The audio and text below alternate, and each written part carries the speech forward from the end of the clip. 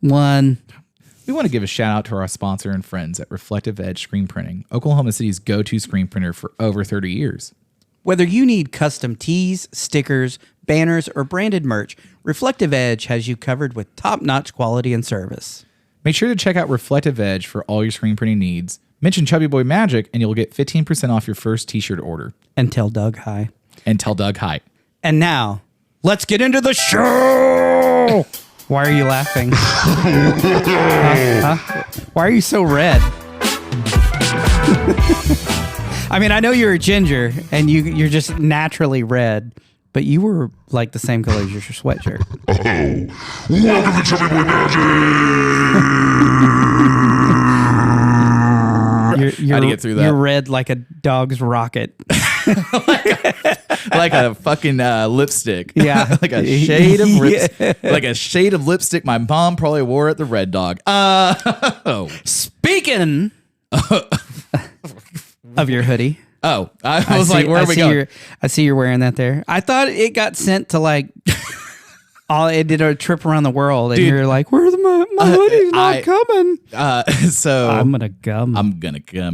Funnily enough, you can't see it, but I also funnily is that funnily enough, I also had the Speed Dealers shirt on underneath. Oh, but nice. So I get this text message that said you better drop what you're doing and go buy merch right now.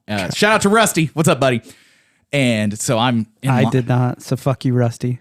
Well, because he knew I would text my husband. I know. So he sends me messages and is like, what the fuck's up with Cody? I'm like, we all wonder. Woo! We all wonder. So I got a text message. I was getting keys cut, and so I like stopped talking to the locksmith. I was like, hold on, I need to go take this for a second. Yeah. Go over, order my shirt and hoodie.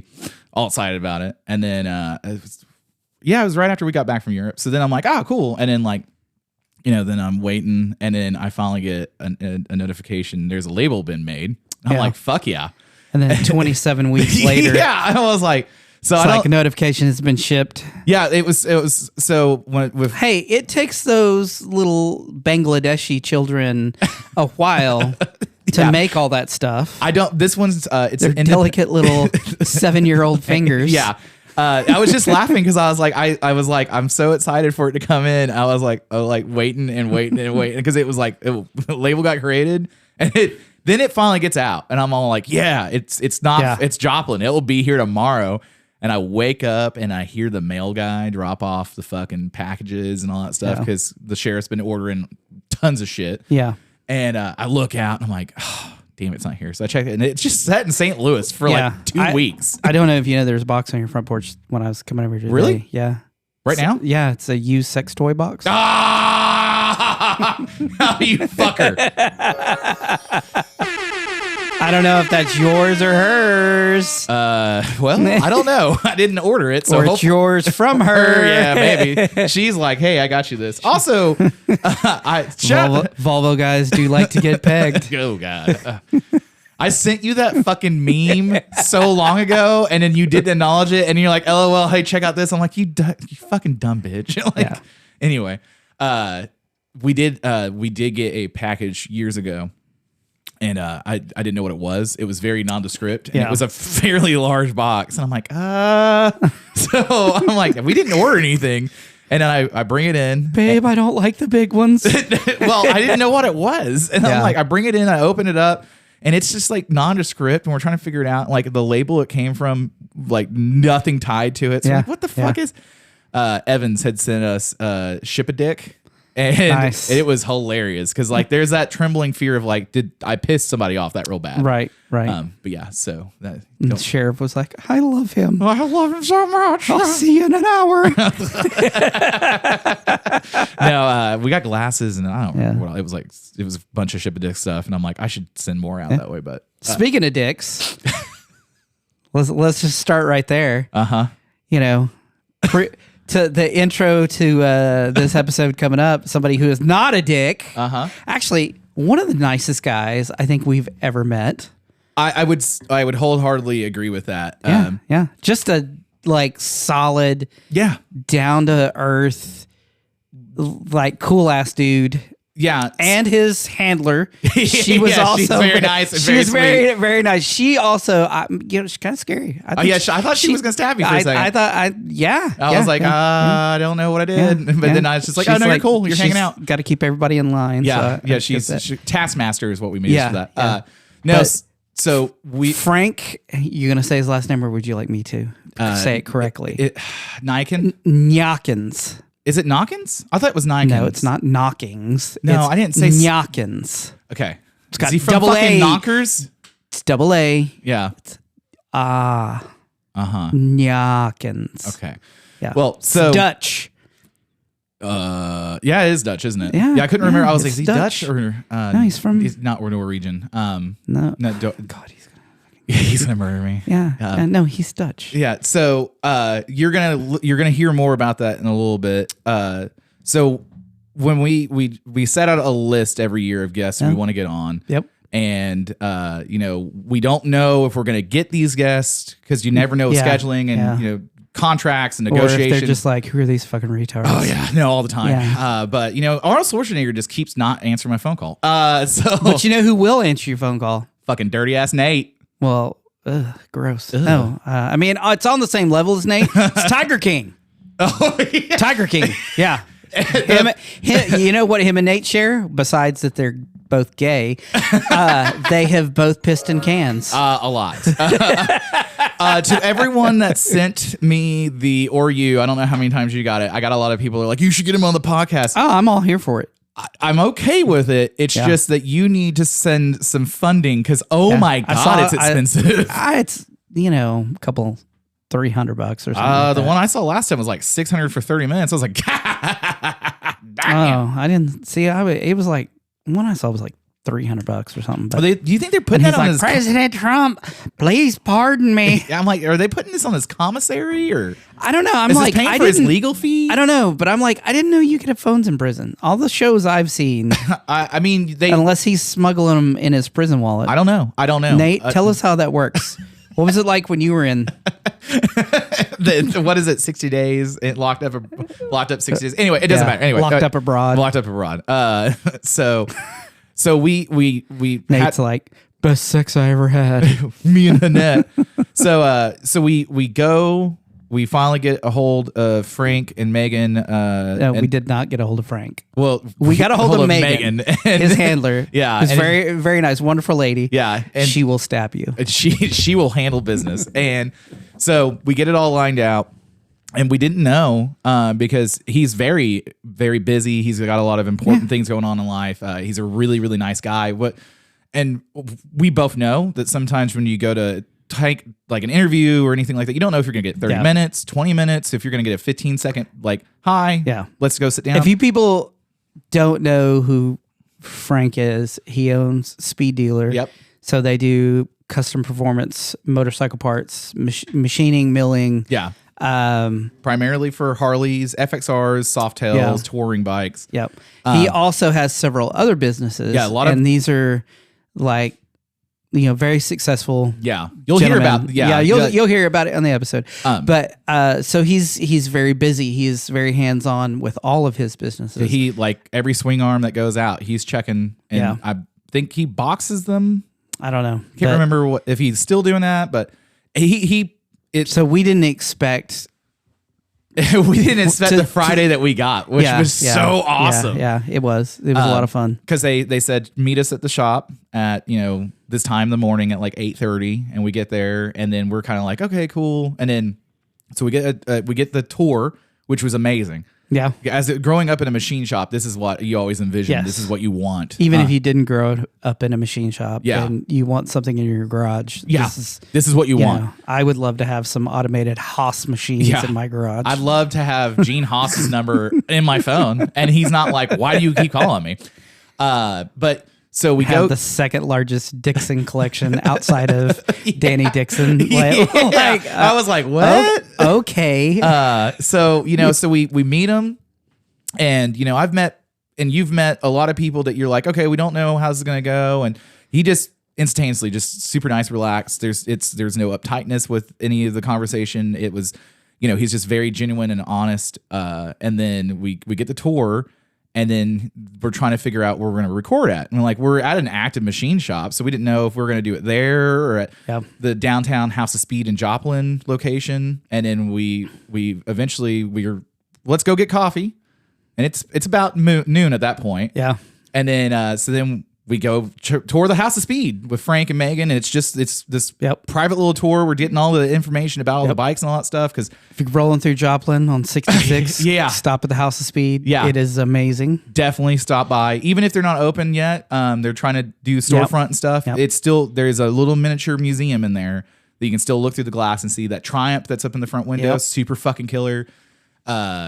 But yeah, so we're sitting there talking, and we're figuring we're going to do it on the first floor and like that. And I'm sitting there going okay, well, what are we going to do for audio? Is it going to be echoey?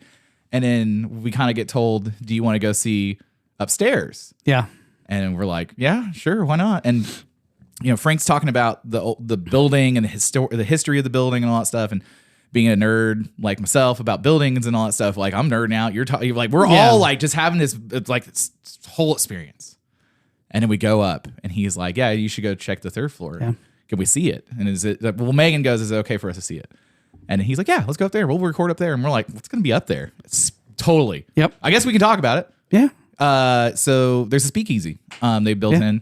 They've already. Oh, yeah, they posted about it. So we got up there, and then we get the tour of that. And then we were the first podcast to record up there with Frank and Megan. And now for your listening pleasure. Here you go. Here you go.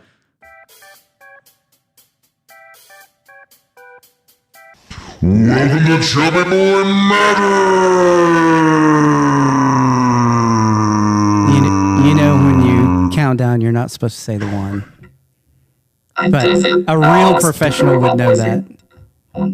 This board.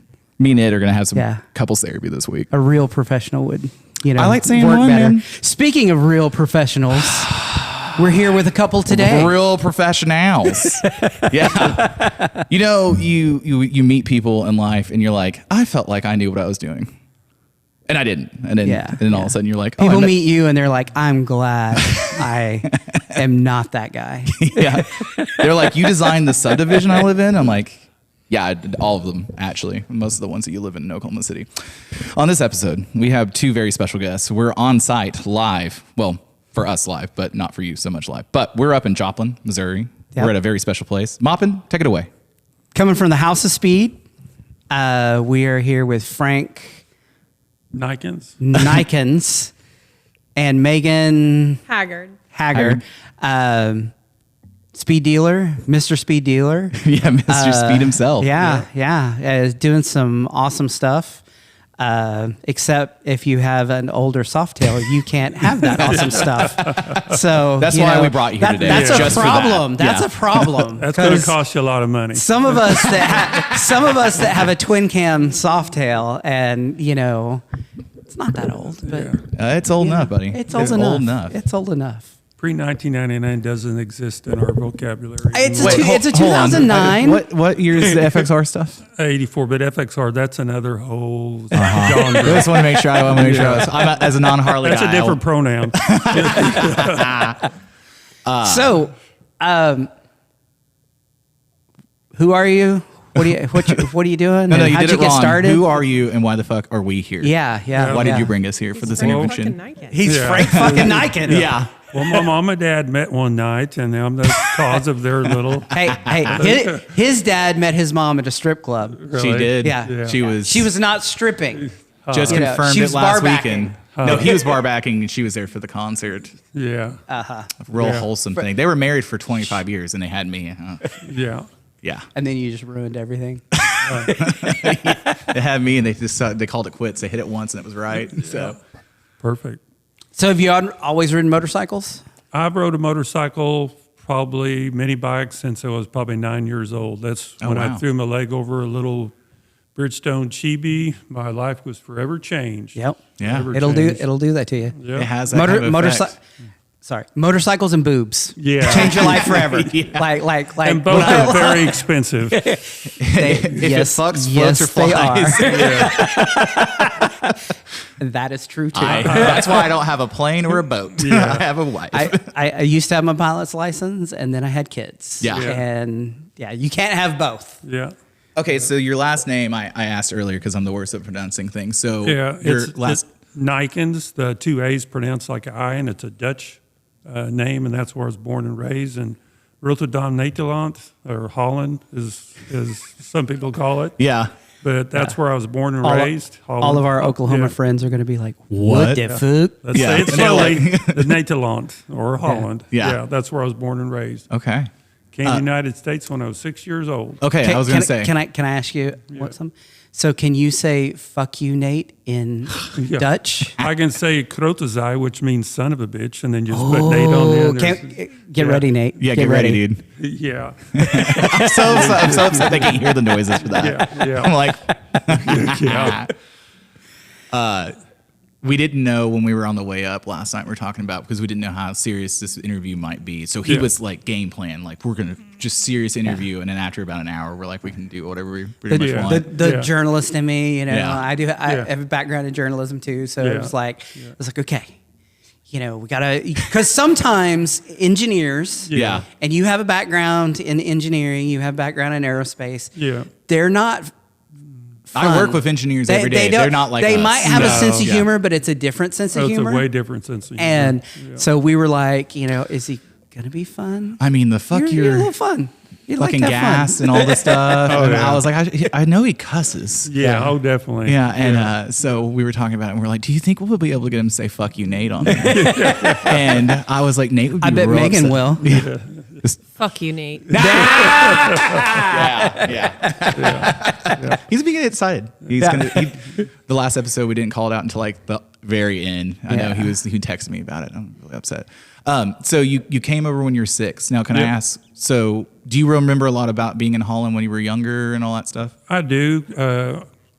My dad was real crafty and stuff, and he come from a large family of 9 siblings, and they all were to be into the butcher shop business. My dad was a trade when he came to the United States, but his whole family, since my grandpa was a butcher, all the kids were kind of like on a loose terms, slave labor. Right. Yeah. Right.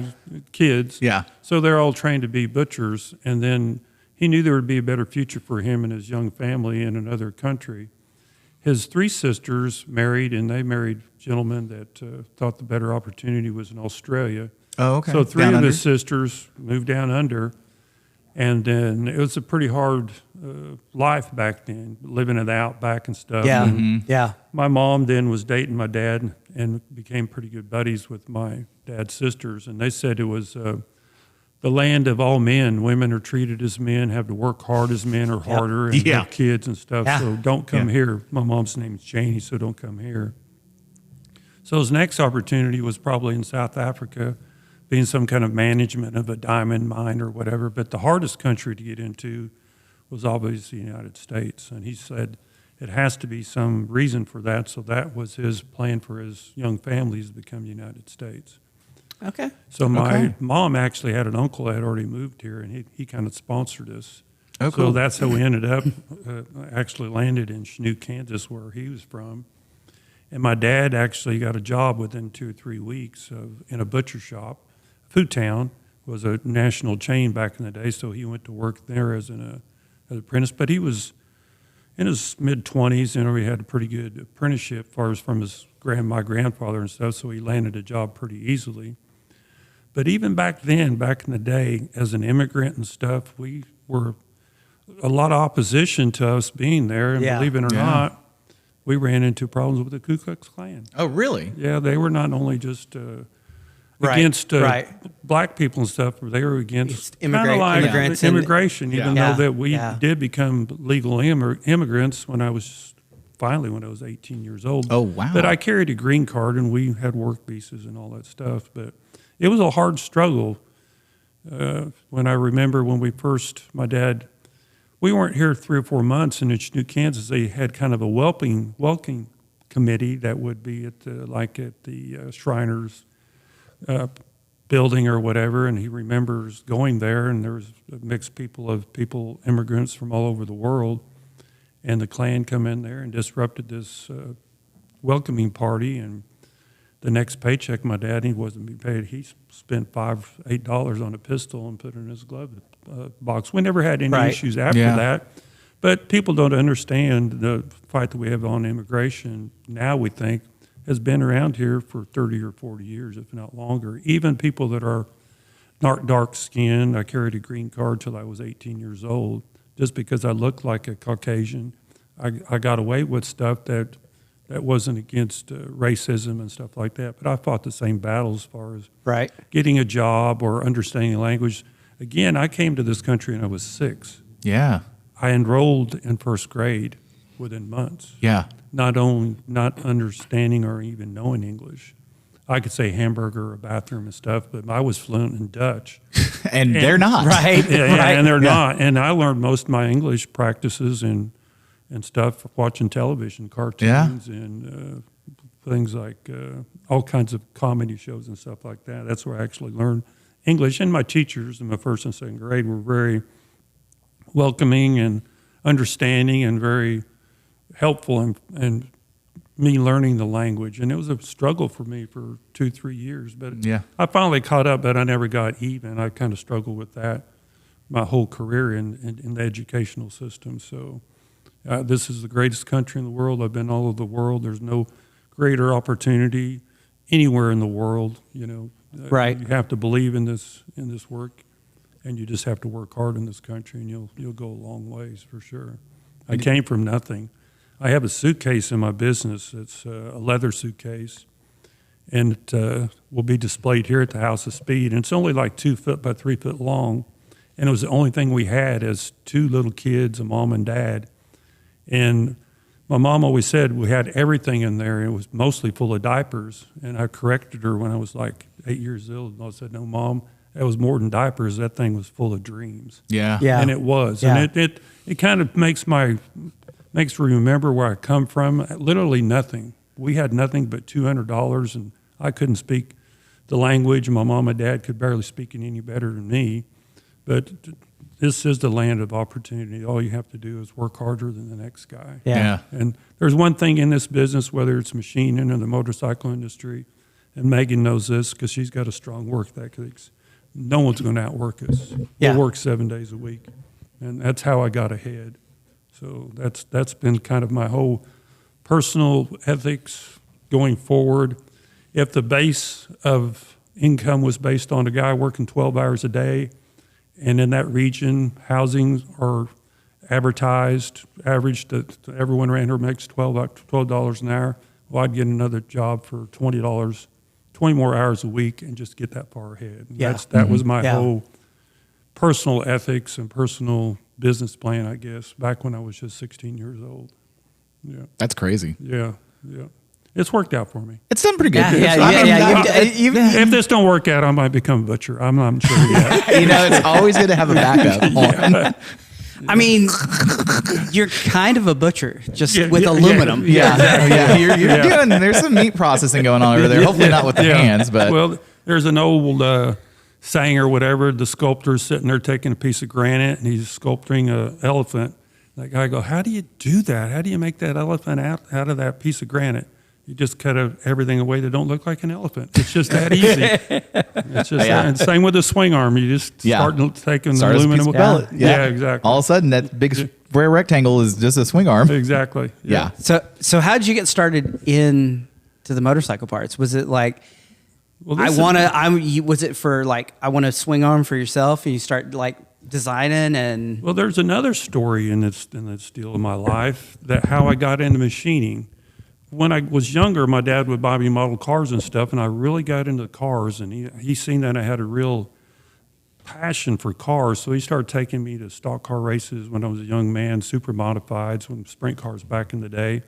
So I was going to become some kind of member of a race team. I was a big Richard Petty fan. So I'm going to get an auto mechanics deal, and I'm going to go to the Carolinas, and I'm going to work for a NASCAR team. You were watching Smokey Eunuch. Yeah, exactly. Yeah. Oh, Smokey Eunuch. Yeah. Oh, best damn garage in town. Yeah. When I went to know. Florida, I drove to two places: Don Gartless's museum and then the remnants of where that used to be. I got all his books. Oh, shit. Had a hot rod, big block Chevy, small block Chevys. When I was talking about growing up, that was what my dad, he was Yeah. saying, go read this, because I can't really read it because I didn't grow up very well reading. But Yeah. I was like, he said, drill this? Yeah, and the whole Smokey Eunuch, how he used to cheat, you know. 7th H. Svell. Yeah, 7 foot of fuel line. They had the gas tanks the right dimension, Yeah. but no one said you couldn't have 7 foot of fuel line in front of the And then gas tank. the basketball and the football in the fuel tank, he Yeah, would exactly. inflate it and it would make sure. Yeah. Yeah. I love Smokey. He's a hero. Yeah. Oh, he definitely. Rule book him to death. That's Yeah. my favorite. Yeah.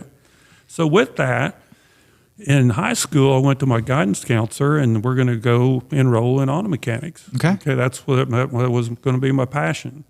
So I sat down my freshman year, going to my sophomore year. So, okay, go to your guidance counselor. They're going to fill out your high school deal for next semester. Auto mechanics is full, dude.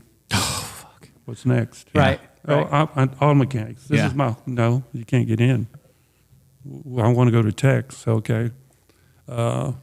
Drafting's open. Okay, I understand what that is, but not really. Cabinet making, I don't freaking think so. I've helped my dad enough in the house. That ain't gonna work. Yeah, fuck, I'm not a carpenter. So welding's open. Okay, I understand welding. What else? Well, there's this class called machine shop. What's that? The lady counselor goes, I don't know. Maybe they work on machines. And she goes, but it's a 3-year program.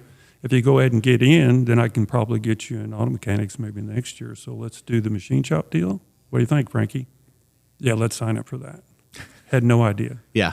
No I'm idea. 15 years old. I don't know that bootlaces are made at Walmart. You just pick them up in the back room. I don't know how they vaporize out of nothing. Yeah. So I go home, and my dad goes, how'd the high school deal go for enrollment for auto mechanics? It's full. What?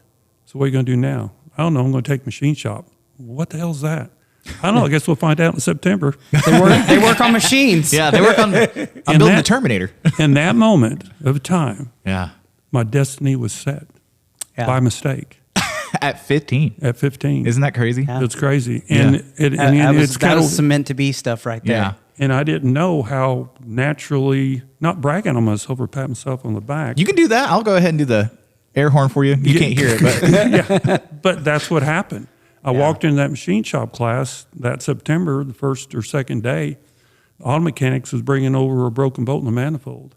So the shop teacher, Charlie King, which became a real, I don't know how you'd say it, very impressive in my caliber of my character and machining and understanding my capabilities and the God-given ability I had in that category of craftsmanship.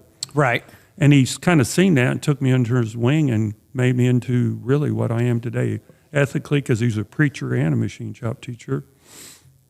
And quite an entrepreneur. He was a machine shop teacher, taught people how to fly airplanes. That's he was cool. an airplane deal. Okay, yeah. And a cattleman. He had 2 or 3 heads of cattle, lots of acreage and stuff. So he kind of took certain people out of his class and kind of mentored them into whatever they wanted to be. It went in 3 weeks. Again, I was 15. Before I was 15, I heard through him there was going to be a machine shop opening in a machine shop down the street from where I lived, O&F machine. So with that, 2 days before my 16th birthday, I rode my bicycle and applied at O&F machine. Took my little Sears bike that you guys see. Yeah. Right. Threw my kickstand down, opened the door like, bitch, I'm here to sign up for application. you're going to hire me at 85 cents and you're going to be happy you did. yeah. I'm about to revolutionize your As you shit. can tell with my personality, I'm not scared to talk to people. And I was just like, yeah, where it is and when do I start? You know, there needs to be an application.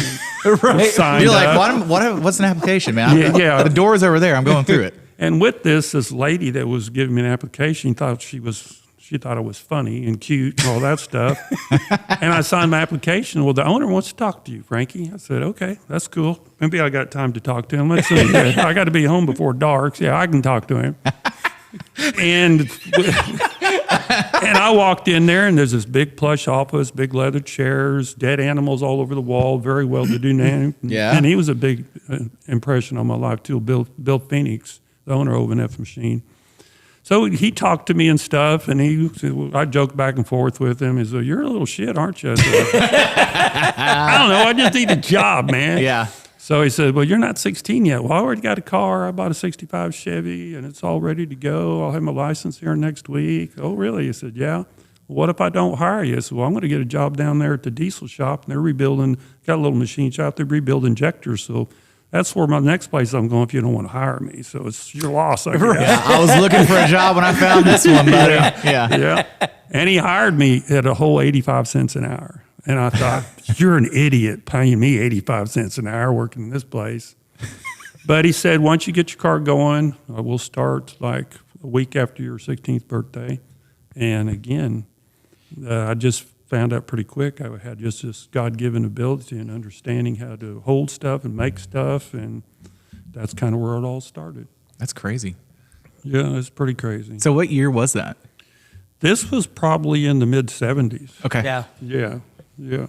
So I worked there for 4 years, and then probably I started full time. I worked at a tool and die shop. I've worked at several places, but there were several people at O&F Machine, Denny Williams and Red Bryant, that seen my potential, and I kind of got it accelerated ahead of people that were twice my age and became a foreman when I was 18 years old. Wow. Over 50 people and shit. Yeah. Yeah. It's a lot to, That's impressive. yeah, it was pretty. It was a lot to take, but I took it pretty good, and I'm not scared of confrontation or anything like that. But they respected me because they understood pretty quick that I had this, I don't know, this ability to understand and to lead people too, you know. So Yeah. But it was a pretty life-changing event in that guidance counselor's office. Yeah. Yeah. And you don't ever understand sometimes you can't see why certain prayers aren't answered, but there's stuff in my life. They're answered, but You in a don't way understand. You don't see them. Yeah, Yeah. it's not up to me to Yeah. understand why or whatever, but things happen for a reason for sure. Now, at O&F, what was the first part that you made there? Or what were you doing? What was your first? Well, I actually worked in a department called Mills and Drills. So in that department, they had milling machines, which was Bridgeports and stuff. And because I was going to tech, I understood we were making fixtures or making little hammers and little surface gauges and stuff. So the foreman over the whole shop, kind of the guy that did all the processing sheets and stuff, was a super talented machinist. Red Bryant was his name. He seen the potential in me, and he immediately put me on Bridgeports, which were manual machines, making fixtures and understanding, here's some material, here's a blueprint, just go make it. So I wasn't really in production. I was in the background of making fixtures and stuff for production, and that's where the department I was. And with that, they got into CNC machines, and then they asked me one time if I wanted to learn programming, and I pretty much self-taught myself in programming CNCs. Yeah. And that's where I really started taking off in my Career on that? yeah, and struggling with math and stuff. Yeah. was quite a deal. But when I went to Franklin Tech, another person that was a big influence in my life because I struggled with math was a guy called Mr. Pearson, ex-Marine. And then when you go to tech, they have math classes over there. And I remember, like it was yesterday, when my math brain kicked on, he gave us a problem on the blackboard. We're going to have, here's a well, it's 40 foot deep. The diameter of the pulley is this, and how many turns of this pulley will it take to get this from the bottom of this well, this bucket up to the top? Well, all of a sudden, I could relate to that. Yeah. I could do circumference and pi and all that stuff, and from that day on, it just clicked on like math was like breathing to me. Now, let me ask you this. So I joke around about this. So I grew up with my dad having a machine shop, and he's very good about some math and bad about others. So when I was in like trig and algebra, he was like, I don't know what you're doing, but he can go out there and read a set of calipers and get his mics out. Yeah. And so we were joking around about when I was in college for mechanical design and engineering, I was like, I can't do math. I'll never be an engineer. But then I figured out all the math I need for my civil engineering job. Yes, yeah. But once I got over that, where I was as embarrassed about, where I was like, oh no, I mean, I know 2 plus 2 is obviously 5, but Right. you know, you knew you could relate all that stuff. Did it, when you talk about your math brain, was that one of those things where you're like, oh, I kind of held myself back? Or was it literally like a light bulb that you were able to go further with it? I think it's the people that's teaching you. Yeah. Whether you have the ability to be taught by somebody. Me and Megan talk about this all the time. We're more hands-on, and I think I was hands-on and can relate. Yeah. So to me, it was a physical problem of how many cranks of this pulley would Does it it take. go? Yeah. And as simple as that is, that's been a minute ago, and I still remember it. Yeah. That light came on, and that light will never be turned off. Right. And I think it's the people that teach you, or Yeah. the people, you have to surround the people that understand you and that can motivate you. And Mrs. whatever her name was in 7th or 8th grade was no motivation to me. But my teacher in Franklin Tech was an ex-Marine. Yeah. There was no BS in his class. There was no talking. Right. I remember the first day there was a guy from another high school, all strung out, about 6'2", had his feet in the chair before, and Mr. Pearson come in there and gave it a sidekick and kicked his feet off that desk. He goes, "You will not slouch in my class. You will stand up and take your freaking jacket off." He was short sleeve, black thin tie, muscular, intimidating, and he took that invitation to another level. You had to listen, and you will learn, Frank. Yeah. You're going to learn what pi is. Pi is 3.1416. Yeah. I still remember that. You just keep waiting for the Whenever you're like, what do you want at Thanksgiving? You're like, pi, 3 point. You're like, Exactly. Yeah. And I think it's who you're around. Again, me and Megan talk about this. The people that you surround yourself with, People don't. will teach you. People don't and realize believe that. in you. Yeah. If you want to be something, surround yourself with what you want to be. Because if you're around low lives, which that's come on, what and we all like to have some friends. And yeah. you got to have a Debauchery, certain but- low life friend. Yeah. But when you start surrounding yourself by people that are entrepreneurs, that have businesses, that do things that elevate themselves, it elevates everybody. To believe in themselves and know that you believe in yourself, and you can just pass that seed on to somebody else that believe in yourself, because no one believed in me except me. Yeah. At the end of You're the day, your it's- biggest advocate. Exactly. Yeah. And positive or negative. And I try to pass that on with it because I've lived that life. I've walked that path in my boots. So I understand that you have to have motivation. And people are not interested in helping you. It's just an 8 to 5 job, you know, or for us, it's 6 to 2:30. Yeah. There was people that was there. Fred Bryant got off at 5 o'clock, but he came out to make sure that I understood that indicate my head in. He did it on his own time because he seen value in bringing his his expertise and making me flourish as a human being. And I try to press that on because it has been done with me, and I understand it. I didn't know it then. Yeah, you don't realize that gift. You don't realize that in the moment. You don't think about it. And the time that people put into you that you don't realize. He's just teaching me something, but then you understand he was there on his own time. Yeah. He wasn't being paid. And work ethic speaks a lot too. I know that's gotten me far in my life. And, like my grandfather had a trucking company, and so they built that business up from the ground. And so my dad was at work from 9 a.m. to 11 p.m., and like 7 days a week. It was, and then during the summers, I was down at the truck. The first thing I learned how to drive besides forklift was a semi, because I would have to unhook them, drive them around to the wash rack. And, I was 12 years old, and like wash them and park them. Like that was my, oh, you're not going to daycare. You're not sitting around like, let's go. It's time to work. And, I never got paid. It's like, I bought you lunch. That was my dad. He was like, "Oh, you got free lunch today." I was like, "You were gonna have to feed me regardless." But I was working on the job with you, right? I am your kid. The better part is now that he's retired, because he worked for FedEx for like 38 years, and so he was over helping me with some stuff at the house, and I helping. You were busy, everybody. I just hold the flashlight. And so we get done, and he's like, "So where are we going to lunch at?" I'm like, "Where do you want to go to lunch at?" And so I figured, because it was around my birthday, I figured he was going to buy me lunch. No, I was buying him lunch. And he was like, "Steak?" we're gonna go get steak. I'm like, nah, if we're getting steak, I'm making steak. But yeah. It's the company you keep. A lot of people, you can have your quote unquote dirtbag friends and stuff like that. But when I was teaching, a lot of the firms I worked at, I taught how to do civil engineering design with CAD, with Civil 3D. And we'd have these engineering interns that were in from school for the summer. And, most of the time, I don't need to learn how to draft because I'm not going to do that. I'm going to do the math side of things. Well, you're going to do that. But then this engineer over here, I had a female engineer that taught me so much about stuff, and she did everything as a one-stop shop. Yeah. And I was like, she knows how to draft. She knows how to do her own diagrams, and, she does her own detail drawing and all that stuff. She can design the whole thing. She can program it, do everything. You need to learn this. And I'd had so many of them that didn't want to learn. And then after a while, I got a couple of them. I was like, oh. So I would stay late, and I would help them and learn, like, okay, you need to learn it like this. This is the way that I can teach you that you're going to get it. Write it down.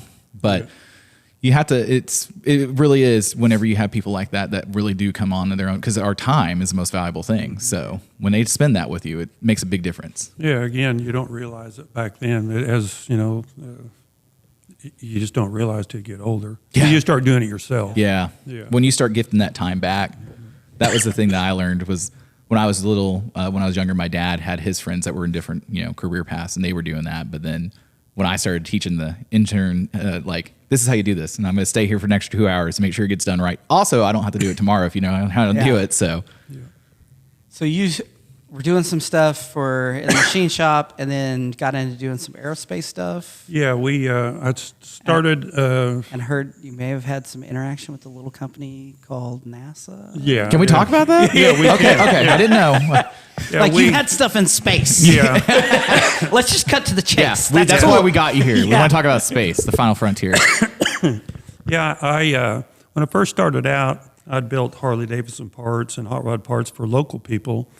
And there was a guy that I did parts for. His name was Freddie Sill, and he worked for a company here in town, Eagle Pitcher, which is an aerospace company. Right. The leader in high-tech batteries. Well, they're having trouble with this new chemistry and batteries called nickel hydrogen, and they were building these high-end batteries that were having trouble with as far as manufacturing tolerances and stuff. So he came to me, knew I was pretty acclimated in machining and stuff, and he said, what do you think about this part? So you need to do this and that. So it kind of helped them reverse engineer some stuff. So then I started, this tolerance is going to be tighter than that, and this is going to be tighter than that. So they gave me an opportunity to start machining all these internal parts on a nickel hydrogen battery, which come to find out was the best battery as far as longevity, and it could have a solar panel on it and live in space for decades. Wow. Okay. With this technology, they put it on a little upstart little telescope called Hubble telescope. That's no one's ever heard of that one. It's just this little thing they shot in space and take this spectacular pictures from all over the universe. So not to brag or anything, but those are my freaking parts on that Hubble telescope. Now I know why your swing arms cost so much. Yeah, exactly. Now it's all coming together. So I helped them with all the interfit. In one of these nickel hydrogen batteries, there's about 200 machine parts, and every one of those machine parts come out of our machine shop. Back the other side of our business is called Fasco Machine Works, and that's the part of the aerospace and the poultry industry. We got several patents in that industry. But with that, all of a sudden, they wanted more of the same technology, this nickel hydrogen, which a battery that's probably the size of a coffee table, because they're all in these protective vibration dampening boxes that go on rockets to shoot because space. Space. It's a little violent. So NASA came up with this next project called the Manned Space Station.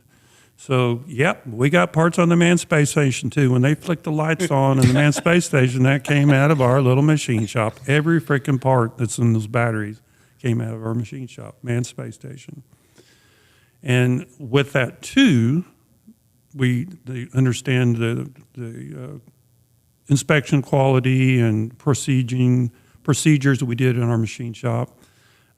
Here comes the Defense Department, and we have parts in the THAAD missile system, which is the THAAD missile system that fights against anything like those people out of North Korea shoot towards us. We can shoot those things out of the sky because of a vital component that we make in our machine shop, which is pretty hard to machine, but they didn't even understand that this fabricated part could actually be machined out of billet. And for that little part, the whole THAAD system works now, this little battery casing we made, because it withstands like 12 Gs of vibration shock, and we designed this battery, helped them reverse engineer instead of a fabricated part, a very complex machine part out of 316 stainless. So we got parts on the THAAD missile system too. Question. That's awesome. So when you're doing like your testing dynamics and all that stuff, how do you test 12 Gs? And did you test it or did you send it off? No, we actually built a vibration fixture that got a big machine at Eagle Pitcher that will vibrate at all kinds of loads. And actually drops and raises and vibrates at an incredible amount, usually 3 times the G-force it'll take from a rock, because they always have to do X times any kind of a deal. Yeah, so they built their own testing deal, and we built the parts for that too. So we helped with the development of a lot of parts. But with that comes the nice neighborhood people all in Joplin, and then they get bought out by some big holding company in New York City. And our little shop kind of got, even though we had great camaraderie with their engineering department and stuff, and we did a lot of stuff for them. It was all about pennies. So with that, they say ex-nay the Joplin area local economy, and we'll go to New York City and get this shit made in freaking China. Or Japan or somewhere else that costs X amount less than the cost of Joplin, Missouri. Not that I was charge them a lot of money, but I wasn't cheap either. No, you know? I mean it's it is what it is. It's not making yo-yos comparatively to what it's or tiddlywinks or something. Right. It's and on our print said these parts have to be within tolerance and expected, because a person's life will be you're responsible for astronauts or billions of dollars worth of equipment. And not only that, but if it fails, before like the Challenger did, you have all the people in the pathway too that could damage. People don't understand. So I work in aerospace. I work in government, military, and I actually work on the AWACS, the E3 airframe. So I buy parts, and we're buying rivets that are, heat treated, specially treated, everything else. And you're like 100 rivets, and it's $1,000 a rivet. And people are like, what? And it's like, you're good. Just keep, you're good. I was like, she can't hear us. Sorry.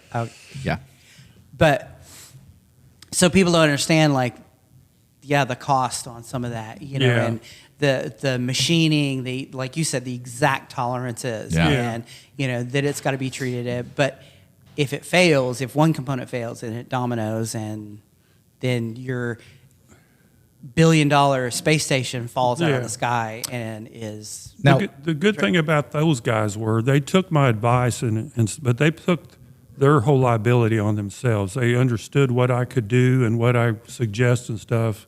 So there was part of that. The whole liability was on them. Right. But with that, I always thought it was some kind of value that I helped them with stuff. It's both sides. One hand washes the other hand. Exactly. With my civil engineers, a lot of the time, they've never dug a hole to that extent, or they've never put, they don't know how this works in the field. And I'm like, well, you plumb it like this, and you just you don't understand that. It's like the car manufacturers that build an engine, and it's like, how am I supposed to get my hand in there? This way, an automotive engineer will crawl over 1,000 versions to fuck one mechanic. So I worked with engineers in the aerospace industry. They didn't know you had to drill a hole before you tapped a hole.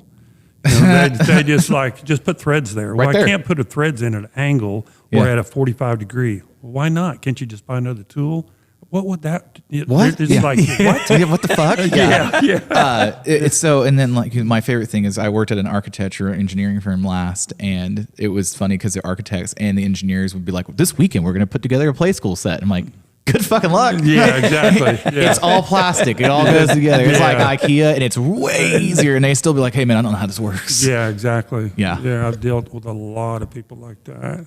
And it's, when we were looking at like the 50s, 60s era where it was all the hot rodders and all the aerospace engineers back then, like Carroll Shelby's team and, Gurney and all those guys, those guys were about both sides of it. And now, and then they got into this kind of, I don't want to say yuppie because that sounds derogatory, but they got into, I want to buy the Countach. I don't want to make my Countach. Exactly. And as opposed to me where I'm like, fuck, I'll never be able to afford a Countach. So the Fiero is coming apart so I can make a Countach. Exactly. Yeah, exactly.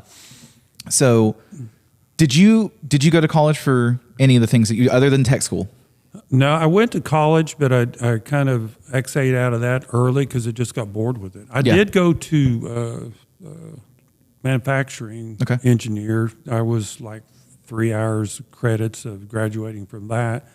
But I always said the college that I went to was just a high school with ashtrays. Yeah. Because that back in the day, you could smoke inside. You could smoke in high schools back in the day if you're early enough. Yeah. So, you could go to the teacher's lounge back in the day. You better not open the door too quick because you'd be knocked over by a freaking deal of smoke. You know? Right. Looks like a casino opened up. Exactly. And all the guys and girls would smoke in their bathrooms. Then the boys, because teachers weren't allowed to go back into school, back in bathrooms back then. You know, if they did, it was a big deal. It was a big deal. Yeah. So that's one thing too. Is I have a lot of friends that they're in the automotive stuff, or they're in the motorcycles, or in the bicycles, or whatever, and they consistently they all talk about they want to be where your shop is. They want that level of it. Yeah. Well, I got to go to college for this, dude. Just go get a drill press. Go start someplace. Yeah. I truly believe and try to back all the technical schools in this area, because I truly believe that the debt you incur as far as going to college,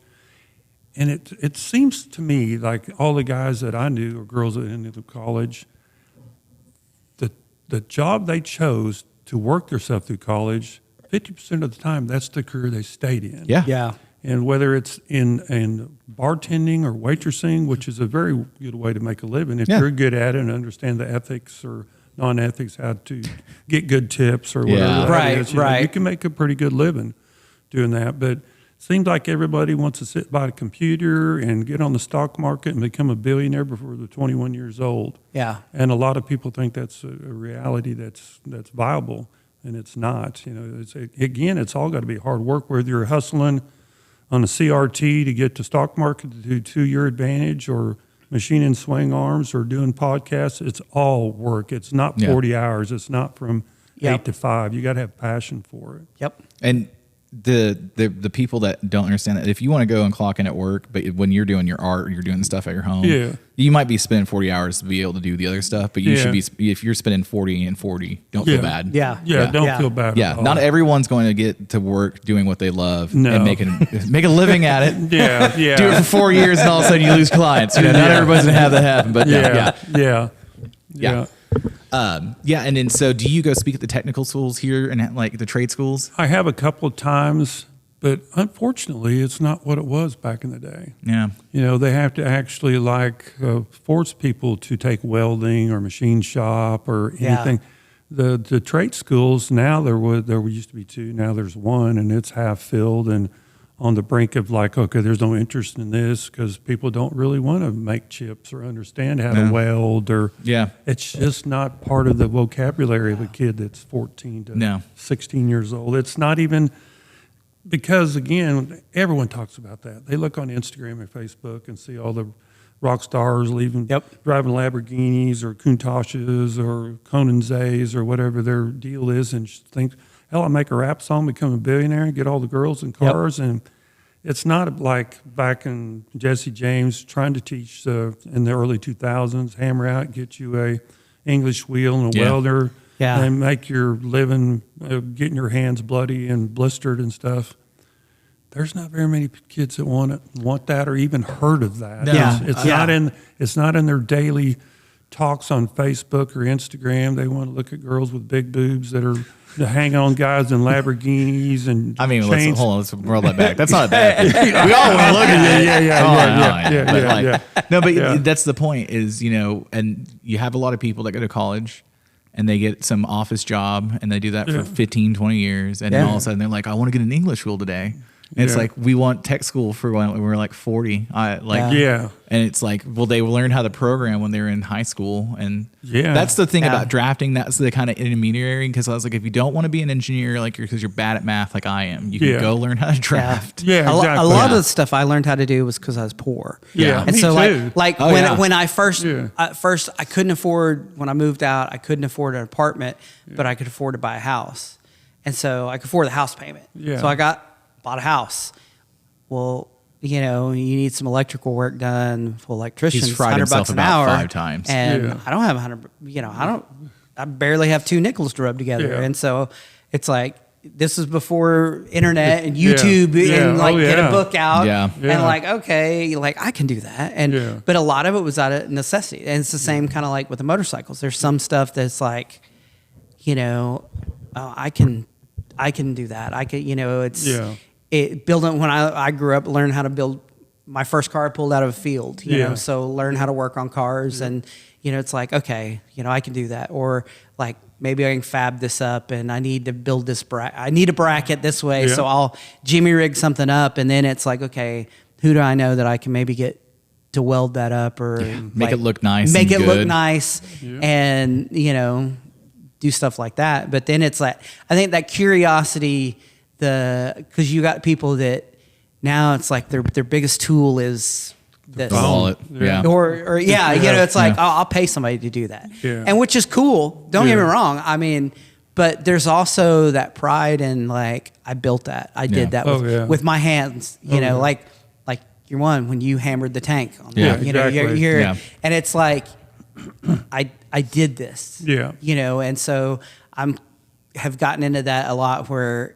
Now it's like when I do stuff, it's like I want to be able to, if something goes wrong, it's like I want to know what's wrong and know how to fix it, you know. Or if I get to a point I can't or make the decision, I'll have somebody else do it. You know, but I want to pay somebody to snake my toilet at my rental property because I don't want to do that, but I'll go through and lay the floor in it. I did laid all the flooring in my house I live in now, and I didn't do that very long ago. I still love that, even though I'm busy machining. But I still like to turn around and say, well, I did that. Like the even if I never tell anybody, to me, it's just like when you mow your yard, it's almost instant gratification. You turn around like, oh, the yard looks good. It looks good. Well, that's like pride. One time I was doing something and ex-father-in-law, was working under the sink, and he was a banker, right? So it didn't relate, and so I got under there, and he was like holding you $100 bills. He's like, "Here, fix it." But I mean, I was like, I put a new faucet in, and then in the back, I had to open that up for the pipes, and so I'm like, okay, I got to put, you know, and I put a panel back there so you know you could get into it if you needed, and I'm like holding it up and marking it on this side and notching it out, and then like cut it and. Put it in so it fits over where the pipes were, and he's just looking at me like it's magic. Oh yeah, and I'm like, dude, it's not that hard. No. You know, and to me, I'm like, it makes sense. Yeah, I kind of had the same deal. I had an ex-brother-in-law that I had a boat, a pretty nice boat, and he was kind of envious of me, so he got a little bonus, and he was going to get a boat. Oh. And he called me and said, hey, Frankie, will you come over and help me get this boat? I said, sure, I'll come over and help you. He goes, what do you need help for? He goes, I need to figure out how to put that trailer on my truck. He had no idea how to hook a trailer to a truck. And then when he went to my lake house, he had a flat tire on Friday night. Yeah. And one of the kids said, hey, you got a flat tire in your truck. He said, oh, okay, I'll take care of that. Well, Sunday afternoon, we got to the point of like, dude, are you going to fix your flat tire? What the fuck are we doing here, buddy? How do I do that? I said, what? I said, yeah, so do we call somebody? I said, no, you got a spare tire in your truck. Really? Yeah. I said, how does that work? I thought, and he just pushed frozen product from one warehouse to another. Right. He had no understanding of even how to change a tire. So my daughter, when she started driving, I got her a toolbox. Yeah. And it had wrenches, sockets. It was like just a basic toolbox. Yeah.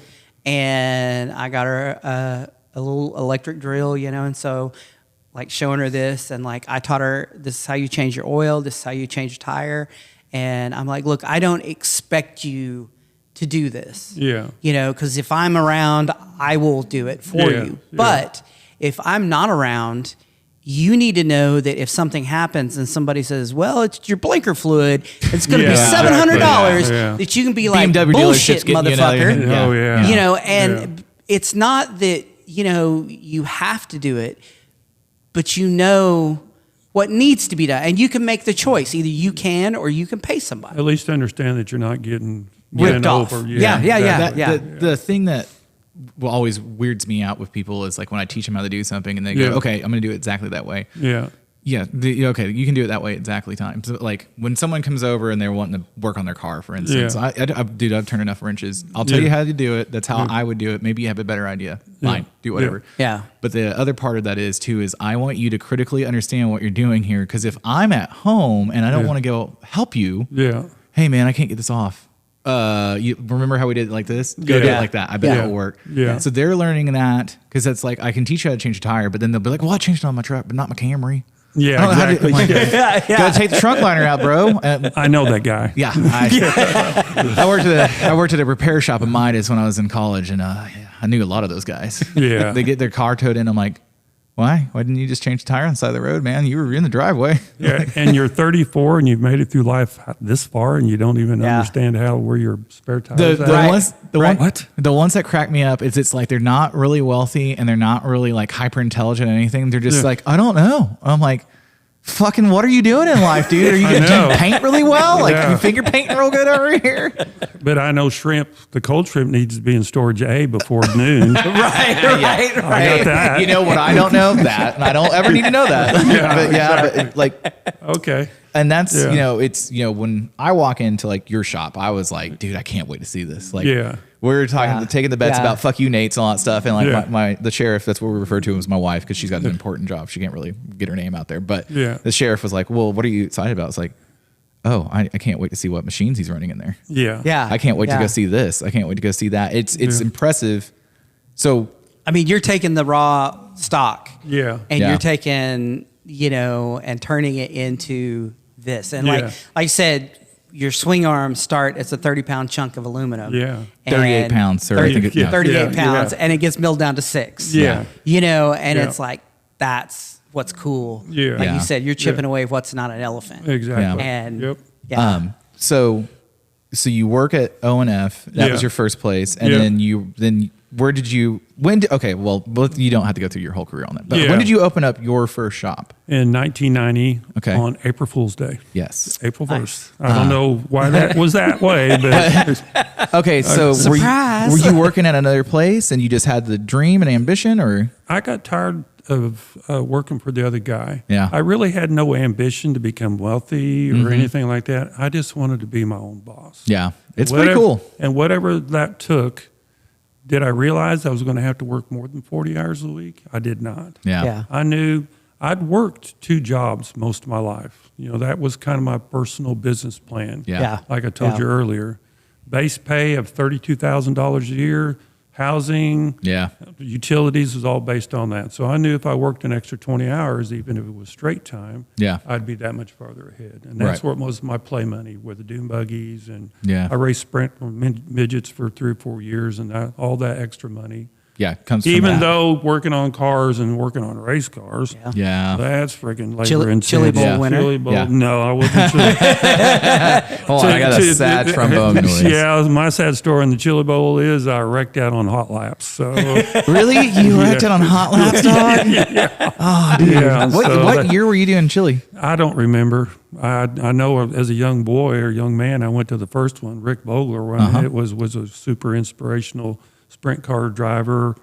I loved the way he sat in a midget, which is weird for me to say that. He's always squared shoulders and turned to his right. I remember like it was yesterday the first time I seen that guy drive a Volkswagen midget and win the Chili Bowl. Yeah. And I always went to super modified races, which were sprint cars back in the day, so I was really intrigued with that. Yeah. I made a little extra money.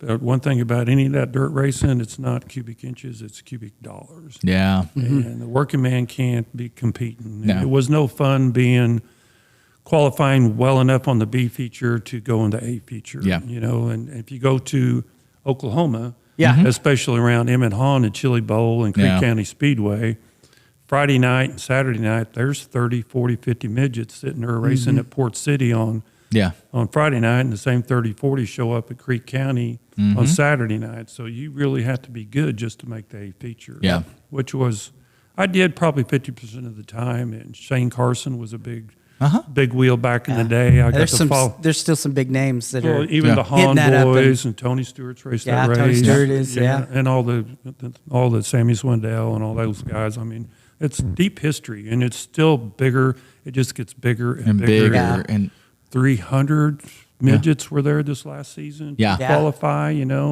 going down to 24 the A main. yeah, They have- it's crazy. They have double Yeah. G features. If Yeah. you win the double G feature, you get to go into the double I feature, Yeah. the double F feature. Yeah, dude. If you start in the D feature and make it to the A feature, dude, you are a Bad you're a motherfucker. shoe. You are. Yeah. And then to win for mid pack, the Chili Bowl, who's a sprint car driver that's so good that's in NASCAR right now, the little guy. God dang it. He's a shoe. I mean, Yeah. he can drive anything. Yeah. I'd like to see him go to Formula One. Yeah. I was just watching. I think he's the one that's Why can't I think of his name? I think he's one of the last guys that heel toes breaks in NASCAR because of Yeah. his road racing and stuff like that. Yeah, he drives for Hendricks Motorsports. Yeah, I'm trying to think who car is- number 5. God dang it. Hold on, I'll look it up real fast. Yeah. I'm the Jamie sometimes for our podcast. Well, here's another story. I lived next door to Jamie McMurray when he lived in Joplin. Him and his dad, Chicken Hawk. Hey, Jimmy. His nickname was Jamie McMurray's dad. His nickname was Chicken Hawk, and they lived next door. And Jamie McMurray, he'll admit it to anybody, he hated freaking racing. Yeah. But his dad knew he had him to Cole build. Custer? No. Oh, okay. Oh, that's the wrong one. It's giving me. I typed in Number 5. 5, the Hendricks car. I don't know why. Carlson. Anyway. Yeah, Kyle Larson? Carl Larson. Yeah. Yeah, duh. Yeah. He's won the Eldora. He's no big deal. Yeah, Yeah. Yeah. He'll be a race car driver someday. Yeah. Yeah. He might make it if they don't work out.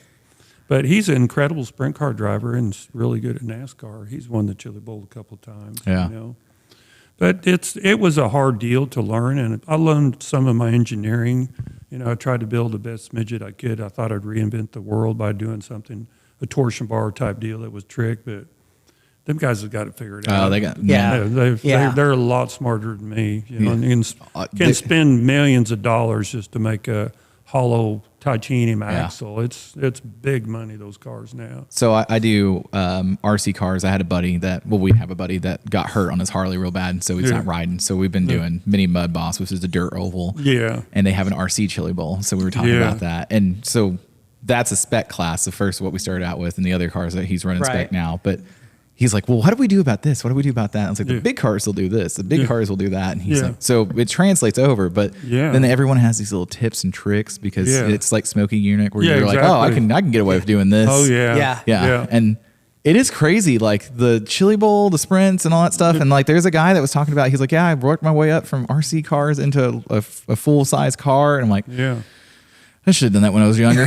Yeah. I wish my parents had been richer. What's crazy about the whole internet and stuff, like I follow Formula One religiously. Go Max. Who's your team? Max is from Holland too. Yeah. So Yeah. he's like Yeah. a really close 17th cousin to me. I'm just going to claim that right now. You might be the 12th cousin. So, Yeah, so yeah. who's your F1 team? Red Bull, definitely. Yeah. Oh, Okay, I Max, was like- because he's from Holland. Yeah. Right. Yeah. I didn't know based on all your machines in your shop. I didn't know Yeah. if you were with that other team. The Haas, I like Haas, Yeah. but they got to get better drivers. Yeah. But they did have a Yeah. pretty good season there. But Yeah. now they're not having such a good season. I mean, that's racing. They're- buddy. they're not. That's Yeah. racing. But with Ferrari Formula- is having a good, decent season.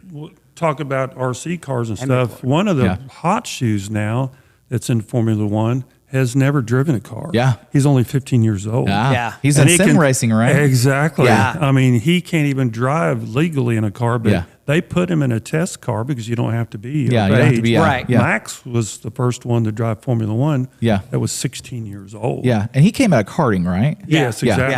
Yeah. Oh, yeah. Most of those guys Yeah, know they- each other. yeah, You from know? karting. They carted together. Yeah. Yeah, the whole Yeah. McLaren team. Those three guys were like hombres, Three Musketeers. the Three Musketeers. And now Yeah. they're actually highly competitive. Yeah. And bumping cars that are $1 billion a piece, like they're $200 go karts. Yeah. You know. Yeah. Yeah. And they hate each other on the track, but then they go play golf and stuff, I like- or but I like compare Zach. yachts. Yeah. Zach's got that team running good now. Oh yeah, Yeah. he's a big inspiration to me Yeah. because he is but American. he came up as a driver. Exactly. You know, Yeah. and to be chief principal now. Yeah. You know, it's like you came up through the machine shop and Yeah. now you're kind of up here, but Yeah. so you can understand Yes. you're not just a businessman. I love the inspiration from Formula One and supercars like we talked about. Singer and Conan Zay and another credible engineer that is not an educated engineer. Has one of the most sophisticated cars.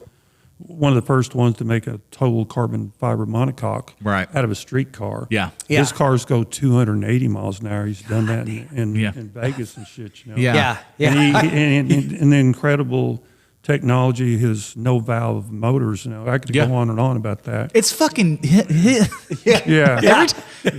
Every time I think about that guy, I'm always like, how the fuck is he this smart? He is just incredible. And he's so nice. And a 1-speed transmission. Yeah. It's just and the torque converter. It's a programmable torque converter, so you don't need the transmission. No. Which takes out 92.5 kilos off an already 2,000-pound car. Yeah. It's incredible. That's what inspires me, even to build motorcycle parts for swing arms or whatever my next product line is going to be. The inspiration is found everywhere. Whether it's in nature or in a golf club, titanium looking deal that's got cool mill lines or whatever. Inspiration can come from nature or a person like Conan Zay or from Brown, from McLaren and stuff like that. The leadership and the technology, McLaren was behind. They were mid-pack. Yeah, they were. And now they're up at and the Max top. Yeah. and Max had won 55 races straight in a row, and now he's chasing McLaren. Yeah, but still is an incredible driver. Well, and you had Mercedes with Lewis, Hamilton, and he was almost like he was unbeatable. Yeah, and now 7 world championships in a row. He's a row, marker. And now he's Ferrari. In a Ferrari, he's mid pack, and then hey, sweetie pie, things. Yeah. Things have. I was like, I don't want to hold that forever. How fast they change. Thank you. Oh yeah. In mid-season. To change a mid-car like a McLaren last season and to be ahead of Max. Yep. And for Max not to lead the points right now is incredible to me as a Max fan. Yeah. And then like I was kind of with Christian, his stuff that was going on outside. And he's going to start his own. He's going to start his own team, right? He's going to start his own team. There might be a 12th. They're only allowed to have 20 cars. Yeah. Right. Now that Cadillac's coming in with Cadillac's coming in. Right. We'll have 22 cars. Yeah. And now if Hornet comes in with the other team, because he had a simple buyout. When he got fired, he got a $150 million bonus. Nothing big. Yeah, he might be able to. When I got make fired, it, I'm not sure. I didn't get anything. Yeah, exactly. I got $13.25 because they paid me for an hour to tell me to come in. That thank you, but no thank you. Hey, by the way, get fucked. Yeah. So we'll escort you out on the little shit that you got on your desk. Yeah. So I saw Horner got let go. I didn't know what exactly happened with that. It's kind of. It's convoluted right now. It's very political. It's very political. Just what we all need. Yeah, exactly. More politics. Yeah. And racing. Yeah. I grew up drag racing, and like there was a lot of turmoil at different like tracks with different kind of camps and all that stuff. And like the F1 stuff, I understand why they made a drama series, not drama series, but a drama documentary out of it because it is. I love watching that series on that place. Yeah. We used to go to dirt track. My dad liked the dirt track, so we would go watch that. And then Indy 500, we went in the 80s because we were there at the 84 anniversary, and we went probably the next 5-6 years, and that was the coolest thing ever because seeing back then that was the supercar, and like how light they were, and watching them just 200 miles an hour, and it's just. I actually went to John Andretti's driving school in Las Vegas Speedway. Fuck yeah, dude. How was that? It was awesome. Yeah. It was classroom the first day. Then you go in a dual car around the Las Vegas Speedway, which is 1.5 mile high bank NASCAR track. So you did that for a day and a half. Pretty much cars spread apart. We didn't really get to get close to each other or anything like that, but we were just a co-pilot. But the last day, we got to drive by ourselves. Yeah. And here's the deal with the ground effects car. And let it be known, Frankie, that you have to go in this corner no less than 180 miles an hour, or that thing's not going to. That's going to come right off and spin around, and you'll probably die. Yeah. So, okay. If you want to drive this, you have to drive faster than you're comfortable with. Because if you're not, you're going to make sure you're not there. And there's a big digital sign at the end of the straightaway that'll tell you your speed when you go past the flag stand.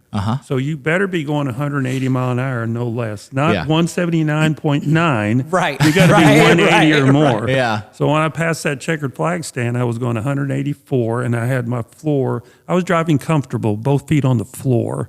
So I was going through that corner. We got to do that for almost 20 laps. Oh, wow. That's a lot longer than I thought you were going to be able to do. Yeah. It was a pretty cool experience for sure. Yeah. Yeah, being a dirt rider and doing that for almost 4 or 5 days, and to be around people that spend a lot of Is that the fastest you've ever gone? No, he's been in a fucking commercial airline, dog. They did not. On Here's wheels. my top speed story. So back when Fast and Furious came out, little Frankie Naaykens bought a 94 RX-7, and they had Chris from Rotary Performance build him a 648 to the back tire RX-7. So I got to go to the Texas Mile. And me and my little red RX-7 went 201 mile an hour. Fuck yeah. For a whole mile. Just imagine air horn noises. I'm doing it right now. But that was the 200-mile club at the Texas Mile, which was an invitational. But there was guys there with 4 GTs and some Panteras, twin turbocharged, who are doing clicks just over 250 mile an hour. Jesus. So the 200 mile an hour deal wasn't that hard. You could get some C7 Corvettes. What's so good audacity of that statement. Right. Yeah, exactly. Yeah. It wasn't that it's a big deal. It was not. But for me, having a rotary and have it tuned by Chris, Rotary Performance in Dallas, Texas. Give a call at 800 Rotary. I don't know. Yeah, whatever. We'll plug it in later. Don't worry about it. But it was fun, and he helped me as far as him and RA. That was their big Rotary expert, and they drag raced in RX-7 back in the day, import drag racing when that was a big deal. So that's my top speed in an automotive 2-wheel or 4-wheel. It's 201 mile an hour in a Rotary. It's been pretty fucking good, dude. Yeah. And Megan, what's your top speed? Oh, she's got to put her headphones back on and everything. Yeah. Megan's over here hanging out, but she left to go do business stuff. I would say probably 146. Yeah. 146 is cooking pretty good. That's cooking pretty good. Yeah. In Capri's? Allegedly. On the shoulder. Yeah. Steve Chamberlain didn't like that ride. So you start the shop April 1st, 1990. Yeah. Did you have a client? Did you have a customer, or did you? Nope. So how long did it take you to get your first invoice in? Your first purchase order that you were like, oh, I got to do some shit now. So people knew that I was starting my own shop. Okay. And I put $10,000 down on a $90,000 Mazak Quick Turn 15. Had no customer base. I didn't even want to do. Yeah. All I knew was I wanted to be my own boss. So a couple of guys with bigger machine shops heard that I'd started my own shop, and they came to me with their problem parts. And I started on a Monday or a Tuesday, and by Friday, I had my first 5 jobs. Oh, okay. Okay. Right. Yeah. Pretty good. Well, then when there was another person with a company in town called Diesel Supply, and they had a hydraulic lifter they were having trouble with. And as far as production and sizing and stuff, and a hydraulic lifter is a pretty complicated. Yeah, it's the most tight tolerance usually in most of your engines. And it is the tight tolerance. And I devised a testing device that would check the tolerances from the barrel or the bore of the piston in the lifter to the piston. I actually took this little drill press deal and put a weight on it and put a little scale on it and figured out if I took a certain calibrated fluid, called calibration fluid, which was tested for its consistency of 3 times what it should be, I could take that on the drill press, and the liquid passing the piston and the barrel of that bore would tell me how much clearance was in there. So I would time it this has to drop within 10 or 20 seconds, knowing that this size is correct. Right. And from that little device that I devised myself or engineered or invented myself, designed, I still make that hydraulic lifter today, and I sell them all over the world. Oh, wow. And that was only 30 years. Well, I was 35 years ago. Yeah, it was 35 years ago when I did that. And I still make that product today and sell them. I just sold some just like last week or whatever. That was my really first product. Yeah. That these people had trouble with it, and it's a big diesel motor that actually pumps natural gas or any kind of liquid from Oklahoma City. Right. To drop those big 4-foot pipelines, those big multi-cylinder, big as this room diesels. Yeah. They all have these lifters that have to be periodically changed faster than a normal motor because they're pumping 24/7 natural gas. Running all the time. So with that, it's a big national market. They do that in Africa and Germany. So these people that I actually Worthington Motors, and I built a hydraulic lifter for those guys. That's cool. So, that was really my first product. And then immediately got into the aerospace deal. I had my first product within like 1 week. And then I had my first employee, Jim Van Slyke, that quit the shop that I was working at because he wanted to work for me for like cheap, because he just wanted to be with me. Yeah.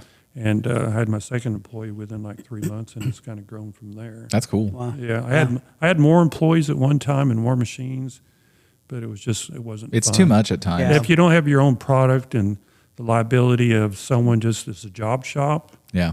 and that's what's helped me with Speed Dealer, that we have our own product. It's like building Ford trucks.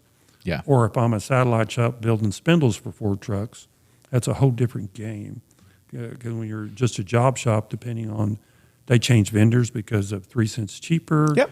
Or they get a guy that's going to pay someone under the table. Yep. There's all that shit that goes on with this. We've got our own destiny. So that's kind of where my business plan going forward. Right.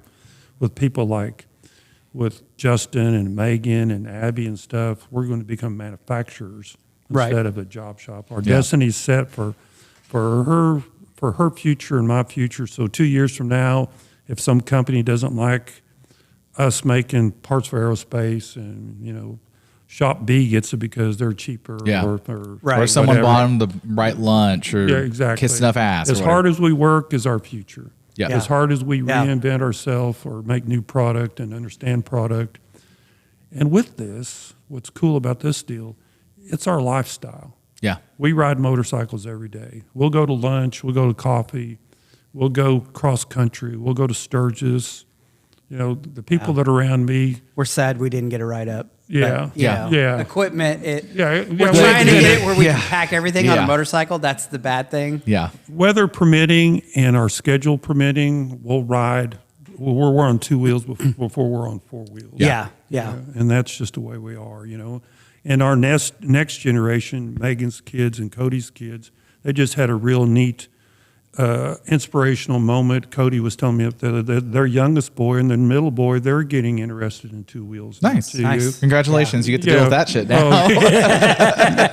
That kid waving and the peace sign and knowing where his weight is, and the other boys, and once you understand this culture and lifestyle, it's what runs through our blood. We have oil and chain grease, and she's learning how to work on motorcycles, and Cody's probably one of the best riders out there. He could probably race professionally, but he's got his own, he's an entrepreneur also, and very about the culture. He's probably, as our personal friends and our little tight circle, Rusty Lee and Chelsea Lee, they ride a lot in their group over there in Carthage. But Cody Haggard and Megan knows. A story about Cody Haggard is like, I was talking to him one Sunday or texting, he goes, dude, it's 10 o'clock. I got to get to bed. He goes, oh shit, Frank. I was going to break that motor in today, and so I'll talk to you tomorrow. So Frank goes to sleep, Megan goes to sleep, and I get up in the morning. First thing I do is reach my phone, and there's Cody Haggard getting gas in Austin, Texas. 12 hours later, breaking in his new motor, and he's not sure on a Sunday night. He's just that guy. So it's all about the culture of this. And like we said earlier, you surround your people that love this stuff. And that's where we're at. It's not making rocket parts and manned station and Hubble telescope. That's all cool. It's cool as fuck, man. I mean, don't discount that feather in your hat. None of the shit I've ever touched has ever gone into space. It's been back from space. But I'm past that. My personal goals and stuff. And my next goal is to drive this Speed Dealer into the next deal. And we've always say this, Arlen S. Who. And he's a big inspiration for me. I love all the hamster guys and what Arlen has done and his legacy with his boy and his grandson and that's where I'm trying to lay as a manufacturer, it's different than having a job shop. Yeah. Yeah. You don't know where tomorrow's going to be. Uh-huh. But as long as we have a plan, we're looking forward to it. We're already planning 4 months from now what we're getting ready for Daytona Yeah. in Yeah. March. Yeah. And we don't get to do that as a job shop. No, because you're just trying to get shit in to keep the lights on. I mean, yeah, we know what's on our log, on our backlog of like we need these parts to be done in 4 weeks, but after 4 weeks, we don't know if we're going to get another purchase order. Yeah. We I don't. have no idea. But we know now we're going to design our own product line and test it on her bike or test it on Cody's bike or Rusty Lee's bike, you know. But I always call Cody and Rusty my test dummies. You know, they're stress tester one, and stress tester two. Yeah. They are, you know. Or you build a bike like your Triumph. Yeah. And then Triumph comes along and says, oh, that's pretty cool. That's pretty cool. And then you're like, hey. Yeah. Okay. So we were talking about that. So can you tell us a little bit about the Triumph that's in the front glass? Yeah.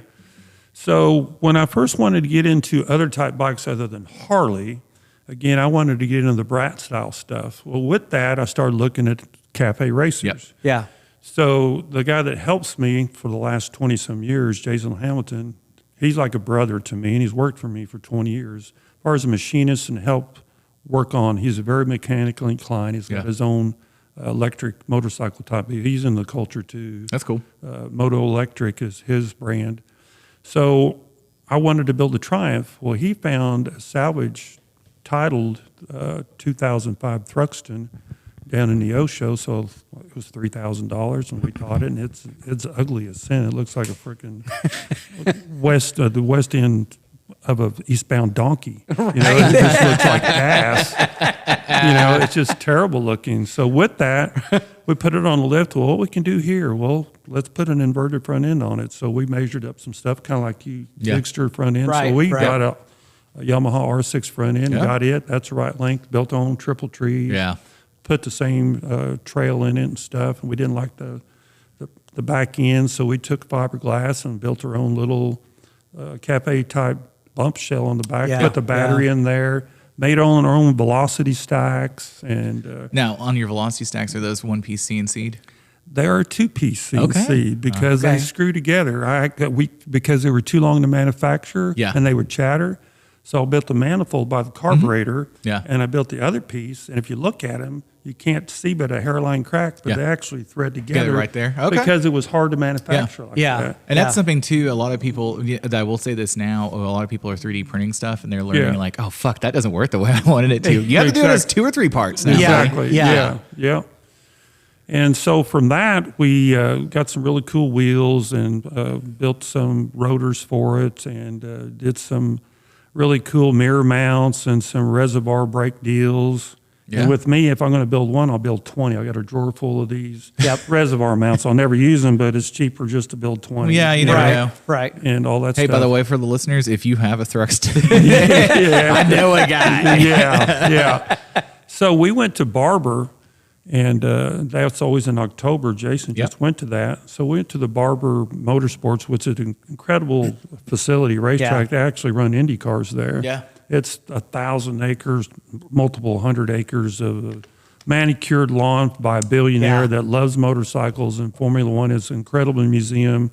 Have been there several times. Recommend anybody going to that. That museum is so cool. Yeah. So cool. It's on the list. Yeah. We gotta go, baby. It's on the list. Yeah. So we went to that thing, and we had a little tent. We were selling speed dealer stuff, and we had that Thruxton Triumph out front. And these guys come up to our tent, and they had black T-shirts on, and they were all dressed really nice and stuff. And they were walking around it and pointing and talking. And they walked over to Jason and said, "Hey, would you mind putting that in our tent?" And Jason said, "Well, let me talk to Frank. Who are you guys?" We're Triumph, like from England. No big deal. Not at all. And Jason no big goes, deal. "I'll be right back." And I was like, "Fuck yeah, we're going over there." So move it now. Yeah. So I rode it over there, and Jason's like waving at me because I was already gone. You know, we were like a mile away, and I went over there, and he said, "Where do you want it?" He said, "Front and center."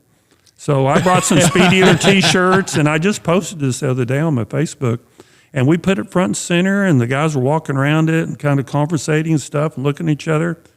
I didn't know. I thought they just thought we were cool builders. I mean, you're not wrong on that. Yeah, You are. right.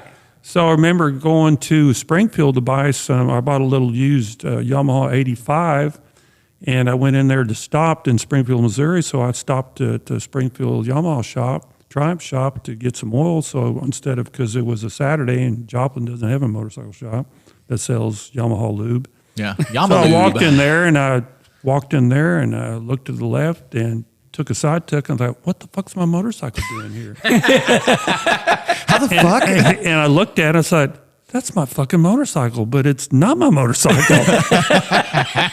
And they copied it all the way to the yellow Olin shocks, to the yellow R6 inverted front end, to the little hump where the battery's hidden. I was like, well, son of a bitch, I'll be damned. I felt pretty proud. Yeah. But about 24 hours later, but at least give me a shout my out. butt was hurting because I thought I got screwed. Yeah. You know, Well, and I didn't really enjoy it. Yeah. You know, it's like, but we took it as a compliment and went on. But invitation's the most sincere form. I mean, that's a big compliment when when the manufacturer if you look, copies the builder. If you look at my bike back from way back in 2006, it's 8 years ago now, and look at the new Thruxton RR, it's exactly like that. Yeah. It's exactly like that. So that was a big deal. There were a lot of meetings about you. Yeah, exactly. That you were not a part of. There were a lot of meetings about you with legal counsel that do you think we're going to get sued here? How much do you think Why it'll did cost? we not do He's this? just a foreign hillbilly from Joplin. There's no way. Litigation is expensive. Yeah, he won't fight it. Now, is that the only time you manufactured a part that or designed something where you see a manager? Can we talk about that? Do you know anything? I hear about this a lot in the Harley world, and it's a metric guy. I've heard about this. It's people like, especially in like the chopper scene, are starting to do where they're kind of building their own parts out of necessity, and then that works really well, and then you have the big corporate world comes in and kind of, you don't have a patent on that yet. We're going to copy it. Yeah. Or you sell a swing arm and a year later somebody else comes out with the same exact. Yeah. Yes. It's weird. It's so weird. And Will it's you turn the mic up exactly- by your face a little bit more? Yeah.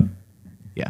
Or just hunch down like I'm doing. You see how like I'm like holding a squat back here? I feel like I'm taking it's so and that's one thing too is with when you manufacture a part to the level that you're at and someone else copies it. If someone say your part costs $100 and everybody else is going to charge $50, you can't guarantee that it's the job shop. They're going to go to that person because they were wanting that 3 cents less. But if your part's better, they'll come to you regardless. You're going to still make that sale probably. I say the analogy all the time.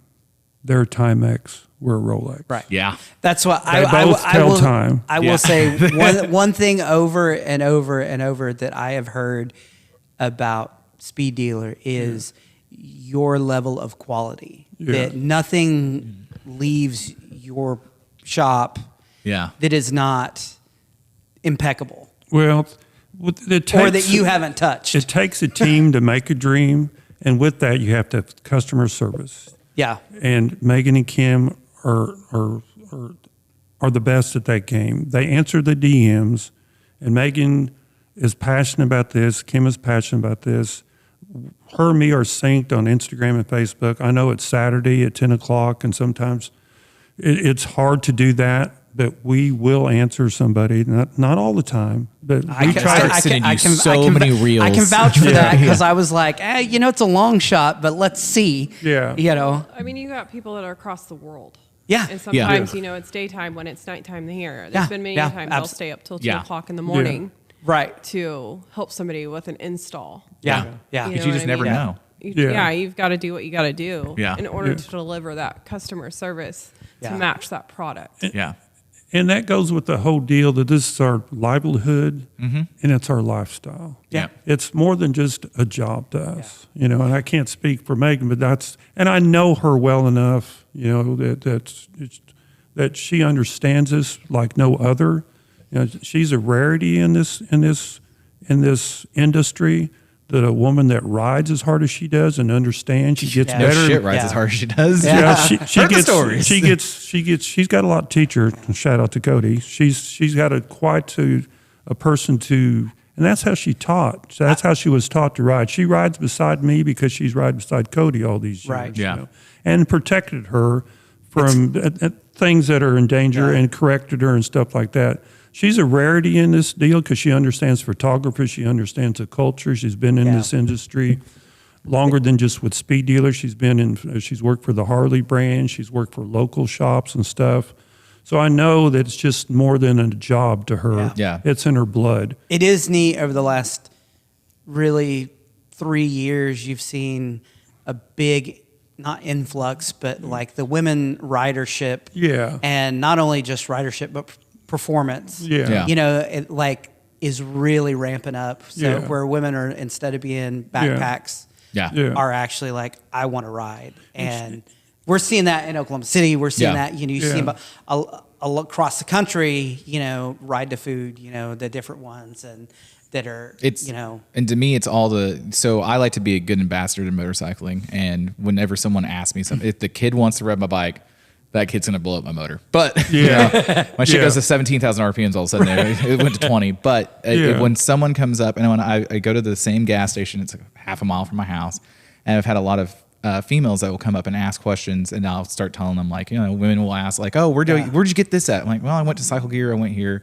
Yeah. And I want them to ride because I want them to have a good time with it. But then, you know, that's more people on the road. And it's the people that they were like, they had this one lady that came up and she's like, I've always wanted to. I'm so scared of it. Go take an MSF course. Yeah. And then just go ride. Enjoy it. It's the best. Yeah. Go get a fucking scooter. 50 cc's is pretty cool. We got a girl that works for us that she's got a Grom now, and she's learning how to ride the streets. And Those look so fun. Fucking Groms are the shit, man. They look so fun. Yeah. So, and what's really unique in the last 2 or 3 years, locally in the Joplin area, in the Springfield area, in Northwest Arkansas, is CJ, the stunt rider, and we got again Rusty and Chelsea and that whole Carthage crew. And there's several girls, Jamie, and you probably know their names better than all of us. You got Jamie, Kaylee, you got Chelsea. Girl that just got hurt. That's Kaylee. Kaylee, yeah. We had one that went down, and she's just a little bitty thing, but she's back on a motorcycle. Yeah. Usually people will walk away from this culture, and her husband's really into it, and a really good customer and a really good rider. And we got the Kansas City crew. We always call it the Midwest crew. Yeah. You know, they all rode from Kansas City and Joplin to the Smoky Mountain deal. Megan and Cody went, and we're going to try to do more of that. You know, inspiration from people like Cody and Rusty, not Rusty Lee, but Rusty Hutchinson. Right. My band. Yeah. Them guys. I love Rusty. He's a good dude. He's What's up, Rusty? Also, big Volvo guy. Yeah. Don't let him lie to you. He told me about it. It was in confidence. Yeah. So we're low, and that wasn't here just 5 years ago. It wasn't maybe that I was in that circle of the same people, but it's not like we hang out with each other weekly, but we always stay in touch because of social media and stuff. Yeah. You know, and they're all a solid crew and ride as hard as anybody in the country. And that's kind of where we're at. The people around here ride. Yeah. And we've met a lot of great people. Well, you know, Megan's helped with our social media, reaching out to people in Cali, to Dream Rides, John and Tom and Kyle from Forever Rad, and What's up, Kyle? Bare Knuckle Paul and Big Mikey up there. All the Midwest crew and all the people out of St. Louis, you know. Yeah. Well, and like you said, Rusty Butcher, I know we had a guy that went, two guys that, one of them we had on that went out to the Hooligan 100, you know, and it was Wes. like, Wes, and then Blake Bell. That degenerate. Yeah, he is a degenerate. Built a Dirtster, you know, and went out and raced it. And it's like, I mean, that's, it's kind of reminiscent of the old, like the hill climbs, you know, exactly. where they were doing that. It's just like going out and having a good time. You know? And we love going to the Black Hills, not for just business, but it's different in scenery, and we got to experience that with Cody and Megan and my whole crew. It's good to go. We love the business part of it, but we've always talked about that. It's the talking to people, socializing, the networking and stuff, and we've become real good friends with Jeff and Maggie Holt. It was Maggie's idea to have this East Coast, West Coast deal. And Megan coordinated all that stuff, you know. And, congratulations. I hear it was a really good time. It was. We were really, really happy. remember Jeff was hugging me, side hugging me. We were looking down. People were taking a picture of us. Remember this. Born Free Cali, the first time, was only 47 bikes. Yeah. So Yeah. This is quite a fold of that. This will be bigger next year. Yep. Yeah. You know, even though the city fought us a little bit, we were a little nervous about stuff, but they were supportive and hopefully be supportive later on. We're trying to bring a lot to Joplin area and this culture, which a lot of people don't understand our culture. Yeah. You know, think we're a bunch of freaking 1%ers, nasty, come pillage and rape all your children and stuff like that. And it's not that. No. That's But the negative people- connotation we're trying to all get away from. Yeah, and with that, we're trying to grow that far as becoming part of the city downtown. Like when we had the East Coast, West Coast deal, we walked around. We didn't want food trucks. Yeah. We want everyone to Go eat. The eat. brick and mortars. Right. Yeah. People that are Right. established and got blood, sweat, and cash in on these Yeah. old Yep. buildings and stuff. So we agreed upon that to do that.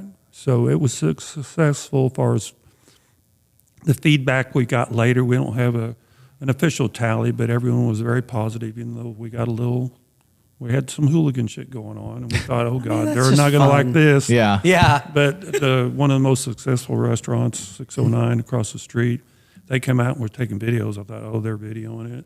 They're going to call the popo on us. Yeah. But within an hour, they were putting it on their social media. Look at this. This is Look how crazy. cool this is. Yeah. This is Yeah. and their people were just vacuumed to the windows up front, Yeah. like, what the hell is this? You know, Yeah. they've never seen nothing like They that. don't know. They have Yeah. no fucking Well, idea. But Yeah. that's what we do. It's Yeah. just it's our more or less like our agenda. Yeah. Yeah. We want to raise that standard Yeah. Yeah. within our downtown community. We don't want them to think that we're just here for ourselves. You know Yeah. what I mean? Because we're not. Right. Yeah. We want We to wanna- raise Right, the, right. the standard for everybody. And we want everybody to seek that revenue. Yeah. Yeah. And I mean, we can all rise together. Yeah. And Yeah. There's Well, no and you're- point in gatekeeping on any of this. you're The see- culture you're should seeing it- not be about that. You're seeing a big influx of like the stunt shows, like King Tony, and like Yeah. we've got one in 2 weeks in Oklahoma City where they're going to do at the Big Harley there. They're going to do a stunt show, and so it's where you're getting out, and it's the hooligan aspect of it where they're stunning, but they're doing it in a parking lot where everybody can come watch. And you can push it closer, but and where people are actually like, oh, that's cool. And you're doing it in an environment where it's more controlled and you're not going to, wreck somebody in a car and get run over. But, Yeah. yeah.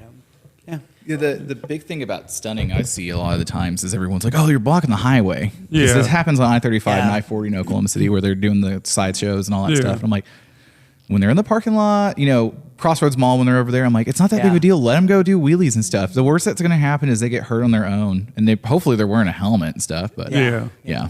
it's not that big of a deal. Like if you're not doing it down the highway and impeding traffic and all that stuff, Yeah. like even if like in here, like Well, we're do some fortunate. wheelies. I don't know. Like when it comes to the stunts, Yeah. I feel like it's as much as the community as the motorcycle parts are, Yeah. like as we are. Yeah. Just Yeah. like a personal experience from mine. I mean, back in 2020, I think I went to my first Daytona.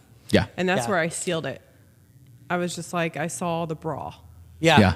I think it was at the Speedway. I'm not sure. I can't remember. But I came home and I was just like, I need a camera. Yeah. Like, I want to do this. Like, Yeah. I got a job at Harley. I pushed myself into the industry and I'm here today. Yeah. So I just, it'll trigger something in somebody else Yeah. and bring them into the industry. Yeah. That's absolutely. every time I talk to someone that's like, oh, I want to get a motorcycle, I'm like, go get one. Like, don't go to get Hayabusa, your first bike, but like, Yeah. go get some. And like, if you get a 250 Rebel, just go Yeah. get a 250 Rebel. You're gonna love it. I hear people all the time. I can't believe it. I'd love to ride it, but I'm so scared. And what if you wreck, or what if you get killed? And I'm like, you could slip in the shower. Yeah. Shit, I almost slipped in the motel shower this morning. Like you could trip walking to your kitchen and Yeah. crack your head and it's over. Like, don't be paralyzed by the fear of what Yeah. It's you could have an aneurysm at any point in time. By the way, if I'm gonna when I decide I'm gonna do something, I'm gonna go in 100%, and I'm gonna do it, how I want to, And like I said, when I bought, I bought that 74 SX 250 because Yeah. I'm gonna, ride Tarantula 100. I'm gonna do Yeah. the Biltwell 100. Well, I'm gonna do it. Yeah. People are like, If we can get I'm it running. 52. You know, I got no business doing it. I'm like, fuck it. I want to do it. It looks fun. Well, being an entrepreneur and a motorcycle rider too, fear is what holds you back from being an entrepreneur or successful photographer, or fear of like, will I be able to make it in the motorcycle industry? Fear of change and fear of... fear is the biggest factor of... Fear is a real motherfucker. Yeah. So you got to just walk away from it. The unknown, when you decided you wanted to be your own boss, you had no idea how you're going to feed your family or pay your bills, and it just worked out. I just did it. And now you're not your own boss anymore. Exactly. Yeah. Well, it always goes back to this factor. It's a silly deal, but it's always the law of attraction with me. What you make your mindset, and you totally believe it, don't have 0.1% that it won't work. Believe it, and the universe will give that back to you. Yeah, absolutely. You have to believe that you're going to be the most successful social media person, machinist, dentist, or whatever, and you can't fraction off that 0.1% and just believe in it, and the universe will give that back to you. I'm a true believer in that, and that's what happened to me. So you just got to work hard and believe in yourself and believe in your dream. Yeah, that's all there is to that. Yeah. Well, and then talking about one of the things I really appreciate is so far you have not been like, I had to hustle, I had to, all that stuff, because I hate that the social media, pushing all that bullshit. Hustle is it's an overused word, and a very fictional word. Yeah, because it's like it's not a true termination of anything. We're not hustle and flow. We're not the movie. We're not slinging drugs. No, it's work ethic. It's grit. You have to go in and do the thing. Well, even though on the street I'm still called speed dealer. Yeah. Well, like you said, good speed. Like you said, when you always had two jobs for the longest time, I always had 2 or 3 jobs. Yeah. I had a full-time job, and then I would have part-time jobs. Yeah. And for the longest, that was just normal growing up. Yeah. My parents had a small business. Yeah. And so it was like you worked. Yeah. And so the first time I got a career job where I didn't have to, making enough, and it was like, I feel like I should be doing like, oh man, I only have one job. This is weird. And then it's like, okay, well now I can start focusing on something that I want to do. Yeah. And then it's evolved into another, project and lifestyle that. And in some lifestyles, life happens. Like you have a kid, or you have 2 kids, or 3 kids, or 4 kids, and you want to help them surpass their goals in life, whether it's football or jiu-jitsu or basket weaving or become a circus clown or stuff like that. You got to believe in your kid, which whatever you want to do, just be passionate. Just be passionate about it. Yeah. Steve-O. He went to clown college. He did go to clown college. So be the best damn clown you can be. Yeah, be really fucking funny, clown. Yeah. But that's the thing, is being like, even if you really enjoy your hobby, if you're passionate about it, it'll show about all the stuff you're doing. Like we see photographers all the time where we're like, they're passionate about it. They need to learn some more shit, but they're passionate about it. But hey, they're doing it, and I'm happy for them.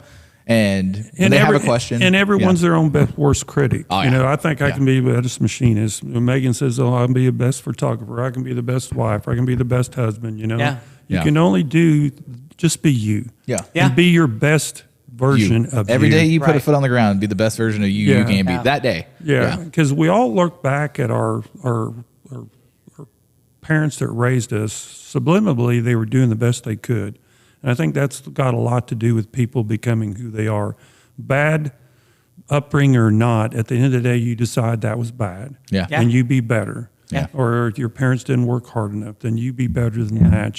There's no excuse that we were both born poor, me and Megan, or half the crew that I got with us, but we went past all that and became better persons. Just be the best version you can do in that day. You might be tired or whatever, but get up and make your bed, wipe the fucking counter off, and do the simplest things just to achieve some simple thing. Just be the best you can be.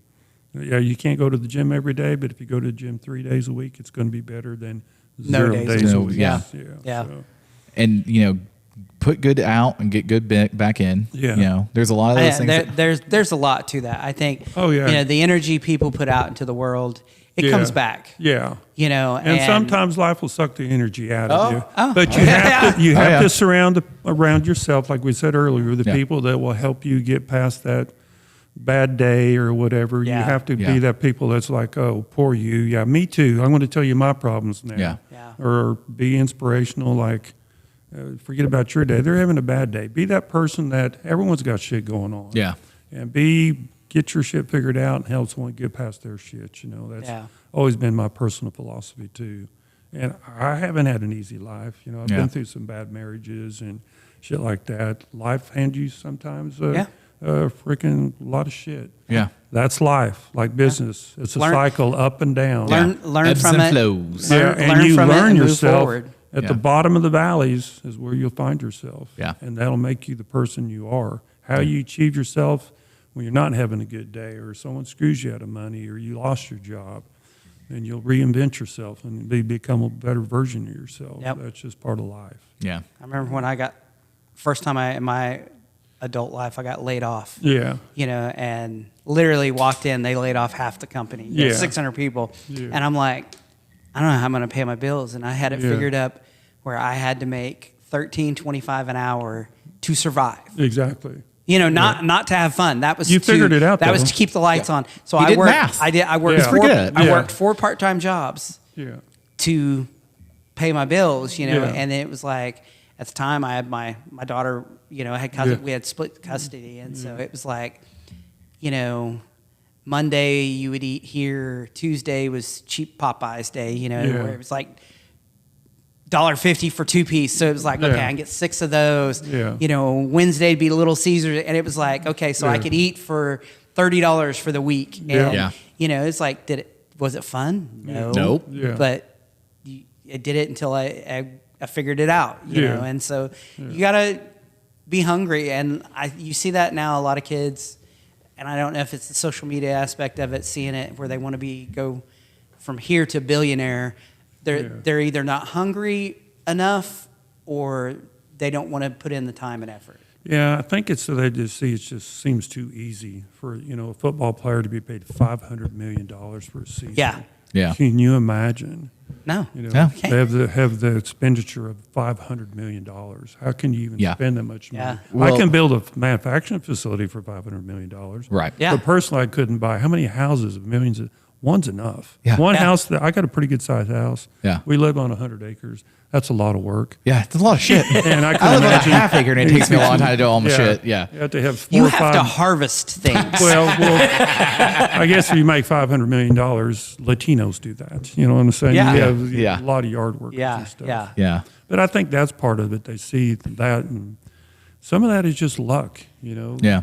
Right place, right time. I got the right client, or Hey. I did this. If you make $20,000 a year, you can be broke, and if you make $200,000 a year, Or you can You be can be broke. Yeah. Or, You know, or Mike Tyson and all those great athletes that made hundreds of millions. MC of dollars. Hammer. Yep. Yeah, exactly. Yeah, yeah. Fucking MC Hammer. That gangster. I can see you in those pants. I really can. Yeah, he's of the right age range. Yeah, Yeah. yeah. Yeah. You had him. We know. Yeah. I have photos of him. I didn't have Yeah. the ones down here. I did have parachute pants. Yeah. That was a very weird gesture. At first, I was like, what the fuck are you about to do, dude? Yeah. Camera. Yeah. Normally, we don't record these. Yeah, but I mean, that's the kind of the stuff where it's like, you know, I have a buddy that works in the music industry, and he's like, he's a songwriter. He's like, I make my living off of writing songs for, you know, country and western, sad country, cowboy music. But he's like, you know, they try to take all the money they can from me. Yeah. Like, I do pretty good. Most of the people that get rich and famous, they're pretty much MC hammered at the end of it. Yeah. But Yeah. so you start the shop in the 90s and in 1990, and then you're making those parts. And then, so when did Speed Dealers officially open? So I was a big West Coast Chopper fan. I was actually a Chopper Dog, which was a forum type club. You know, Mike Cook was in it. You know, shout out Mike Cook. There was a whole bunch of famous people: Cody Childress, Brad Barnes, James Carter, that industry, Jason Holman. We all just actually ended up on this forum, and Jesse was always on there, and we got into West Coast Choppers. I've built probably 7 or 8 That's crazy. CFLs, Yeah. some pretty, and we bartered a lot, me and Jesse, and Buster Gates that ran his parts department, Yeah. and Mark Nielsen and Pearl. She was one of the go-to social media people. So when Jesse got in trouble, there was just this big demand for West Coast chopper parts. So when he got in trouble with the state of California? with the state of California, but with Sandra. Okay. He threw it all. Yeah. He threw it Yeah. all away just to be with Sandra. Right. You know, so that was all good and well. So we just started like making some knurled grips, which wasn't really built by Jesse, was built by Art Performance. So we made like 20 or 30 grips and put them on eBay and kind of started with that. And like all of a sudden, Jason helped me with that. And all of a sudden we thought, we can make a living do this. We started making our own gas caps, Yeah. fucking gas, Yeah. oil, Yeah. and other different products, foot pegs, and kind of started from there. And then and we built chopper parts, all kinds of chopper parts, velocity stacks, which we still make to this day. And Kyle from Forever Rad, he remembers before he was in Forever Rad buying chopper parts. So we've Yeah. been in the industry since 2005, 2006. But when it started getting into performance baggers, I seen a lot of potential for other products. So we were building my own performance FXR and bagger and stuff. So we tried to get a certain brand swing arm. And this brand's notorious for not showing up for years or months after Right. payment. Right. So I thought, frick this, I'll just make my own swing arm because we already paid out $8,000 for 4 or 5 swing arms and no delivery was done a year later. So we Wow. decided, F this, we'll just build our own damn swing arm. Yeah. It's not that friggin' hard. We build a lot more elaborate parts than that. We can fucking do it, man. Yeah. And I decided one day, like, frick this, I'm tired of waiting on this guy. You know, this is $8,000, which we never got our money back from that deal. Oh, cool. That's So, real neat. yeah, so we just started building our own swing arms, and Yeah. that's kind of what started the whole deal. And from that, we're going to start. Blessing in disguise. Yeah, well, there you go. That was an $8,000 education. Yeah, exactly. So from that, we're going to start more products for performance baggers and build our own performance bagger type bike. So we've talked about it among my team and stuff, and we know the trajectory we're headed on and with success with the team that we got. We've weeded out some bad people and some good people and stuff, and we know now that where we're at, an investment in the house and speed. So we know now where our direction's going. So that's kind of how we started in 2005, building chopper Okay. parts and developing into the performance bagger deal. And from the capital and the learning lesson we've learned from social media and marketing and customer service, we know the world's ours. Yeah. So our next level is to be at the same level as Arlen. I have to say, I cannot wait to come back up here when House of Speed is up and running. Yeah. Yeah. And, And it's phenomenal. Yeah. This is Yeah. next level. Yeah, when we talked off mic, my whole business plan when the first time I seen Deus Ex Machina out of Australia, and it's still not a well-known brand to people that are in the Harley world, but Yeah. I've educated people on my team to what my business plan was. I loved the whole deal of a really cool brick and mortar that people come for just to get Yeah. a coffee. Deus Ex Machina out of Australia, and they're in Bali now, they're in Italy, they're in Barcelona. Right. They're in these big cities. I will be checking them out. Yeah. Yeah. You better. And bring me a shirt. I'm going to. And now they make surfboards Yeah. and direct drive road bikes and Right. stuff, chromoly road bikes, and they're in Los Angeles. And with that, the spin off of that, learning Deus Ex Machina, I learned about Bike Shed out of London and now Los Angeles, and I think they're going to go to Australia too. Yeah. And the team that they've got around, their whole brick and mortar with the 5-star restaurants, Chesterfield couches and Persian rugs. It's still a motorcycle culture, but people that aren't exposed to motorcycle culture will come in and mingle with the cooler Yeah. people, which are us. Yeah. And they can become a little cooler. Yeah. But we know our lifestyle and understand the culture because we live it. But we want people to come into our culture and our lifestyle and understanding. Sometimes it's not about putting 100,000 miles or 15,000 miles or 20,000 miles like the Haggard family does, or Rusty Hutchinson or Rusty Lee and Chelsea Lee. Yeah. But with that, it's the socializing. That's what we always loved about Sturgis or the Rocky Mountain, is just socializing people with like-minded people, whether it's Jace Hudson from Fast Life or Yeah. talking to Jason from My Machinist or Scott from the whole FXR tour Yep. or Clean Moto or all them we call family or brothers that we understand business and the business that we have to do for as a culture and getting people in our culture so we can expand, whether it's the younger generation or women riders. And the biggest part of our customer base were Jessie Rips or that thick bagger girl, Chesley, and all the other girls that are into it.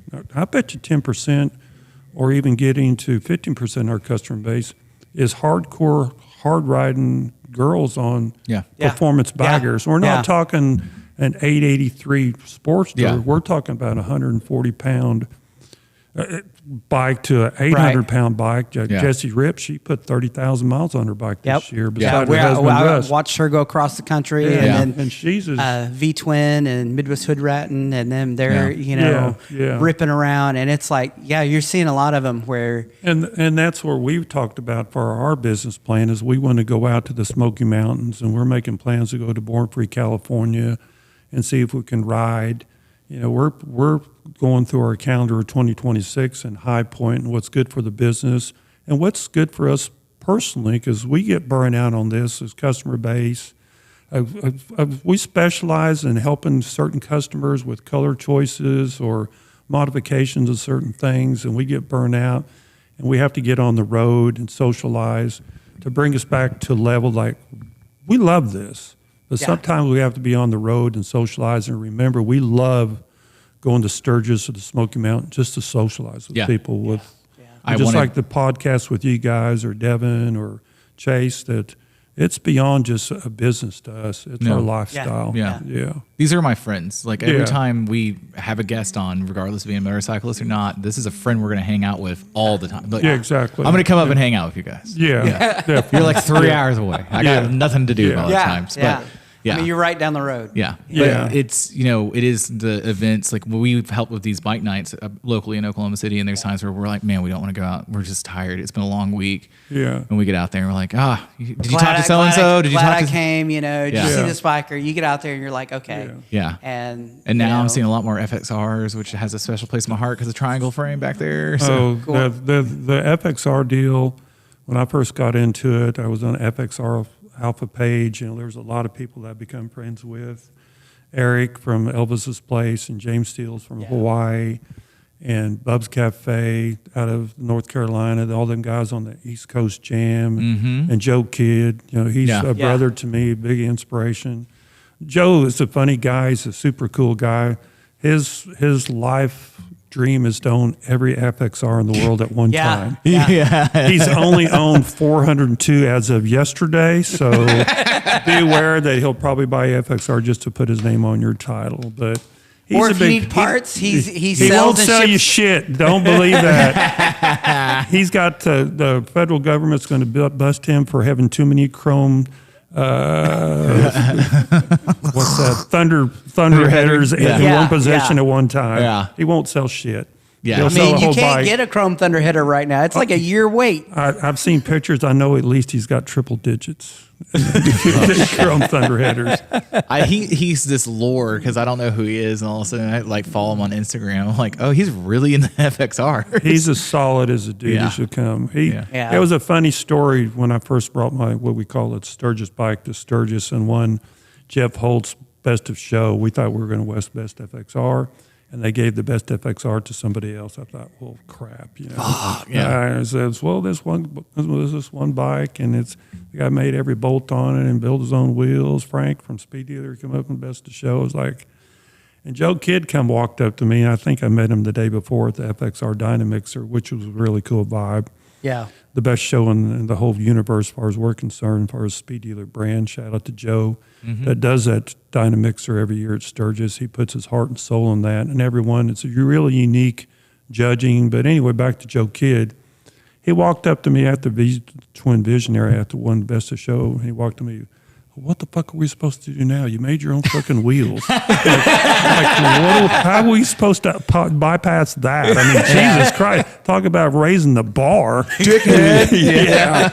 he was real funny about it, but real serious about it, too. Right. And Joe Kidd builds some badass bikes. He does. He builds some badass bikes. Yeah. And he's about it. And he always gives... at the FXR Dynamixer, if you're into this culture at all, you have to go to Sturgis. You have to go to the FXR Dynamixer. It's the best show at Sturgis and the best community FXRs. And with the passion that Joe and Joe Kidd and Frankie from Dirty Customs out of Phoenix and everyone, Bare Knuckle Paul, to believe in this FXR community, we see Megan's got an FXR, Cody's got an FXR, they're building FXRs. Yep. You know, that's her dream to have an FXR. Everyone in town, Rusty Lee just got an FXR. Once you get on these, and I'm into the kind of the Porsche part of the deal, there's nothing more iconic in the sports car world as the profiles of a 911. Yeah. And I say that about the FXR. They'll be retro-rotted for another 20 years. Yeah. The lines on FXR is like a 911 Porsche. Timeless. How Eric Buell pulled that off. Yeah. Yeah. And how Porsche pulled the 911 off is the same thing as a 68 to 69 Camaro. I was just having that same thought. Yeah. The lines will never be duplicated. They can build the next Buell Super Cruiser or the next ST. And they're cool. They're cool. They're cool. Right. They're cool. Right. I want one. Yeah, but- they definitely do. Yeah. But there's nothing like an No. 82 to 2000 FXR. Yep. Yeah. And you see it, you know exactly, and immediately. Oh, it's- yeah. I mean, once Yeah. I learned more Harley stuff, mean- but Oh yeah. yeah. And Yeah. and they were cheap back in the day. I've learned Eric from Just like a Elvis's- 911, 911. they are not cheap No. now. They were back in the day. Yeah. Yeah, I think I bought 8 FXRs more than a decade ago, all for under $3,500. And all I wanted to do was keep the frame and the title. So me and Jason threw a couple of tanks on eBay, and so we had $3,500. What do you think about the price of this gas tank? I don't know, $300. That seems fair enough. So we threw that FXR center gas gauge gas tank on there, and this Elvis's place bought it within like 5 freaking minutes. And then he bought the Nest gas tank within like 6 minutes after that. Is he like calling you, going like, "How many do you?" Well, then do he you have? DM'd Jason and it's like, say, how many of this FXR stuff you got? Well, we got 8 bikes, and he said, what do you want for them? And Jason said, what do you want for them? I said, if he wants all 8 bikes, $3,500 times 8, that's how much I'll take for him. And he said, he didn't even think about it. He goes, deal. I thought, fuck.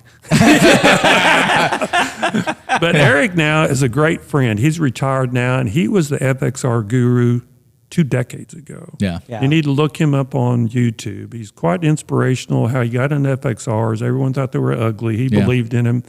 All he ever dealt with was FXR parts. Yeah. Police bikes, fender skirts, and he knows colors and VIN numbers. He's a super chill guy, but people hate him because he gets his money out of it, what he's got invested. Yeah. It's the stock market for Yeah. him. He's I now mean, that's his retired. retirement. Yeah, he's retired young. He's a very good photographer, a good solid dude, handyman and stuff like that. But he gave me my first FXR education as far as what they're worth and stuff. And I thought I was freaking cutting a fat hog in the ass. And he sold all that shit for 4 times what I sold it to. That's called the speed dealer retirement plan. Yeah. You're welcome, Eric. Yeah, that's pretty crazy because Yeah. and that's I used to buy and sell parts when I was in college. Kind of go to the salvage yard and I started buying stuff and I was like, oh, I think this will do well. And then like as soon as I put it up there, I was like, I paid $1 for this. Yeah. And then it sold it for 60, and it like buy it now. I was like, oh, fuck, I got to see 120. And then you figure out the market, but you're like, Yeah. took a while to get there. Yeah. Then, but the FXR thing, like I didn't know there was this cult following behind it. Has been for several decades. Yeah. So my thing was I came in the motorcycling on metrics and stuff like that. You know, everyone's like, oh, get a Harley. Well, I'm always gone against the grain, so I'm on my Yamaha and all that stuff. Yeah. And then you get in the Harleys, and there's all like, brother, okay, Road King, Road Glide, Street Glide. Oh, they're black. Whoa, cool. Yeah. And then we go to the OKC Chop Shop with Brian and Shelby, and Brian's talking about his FXR, and I was like, I really like that bike. Yeah. I really like that Harley a lot. Yeah.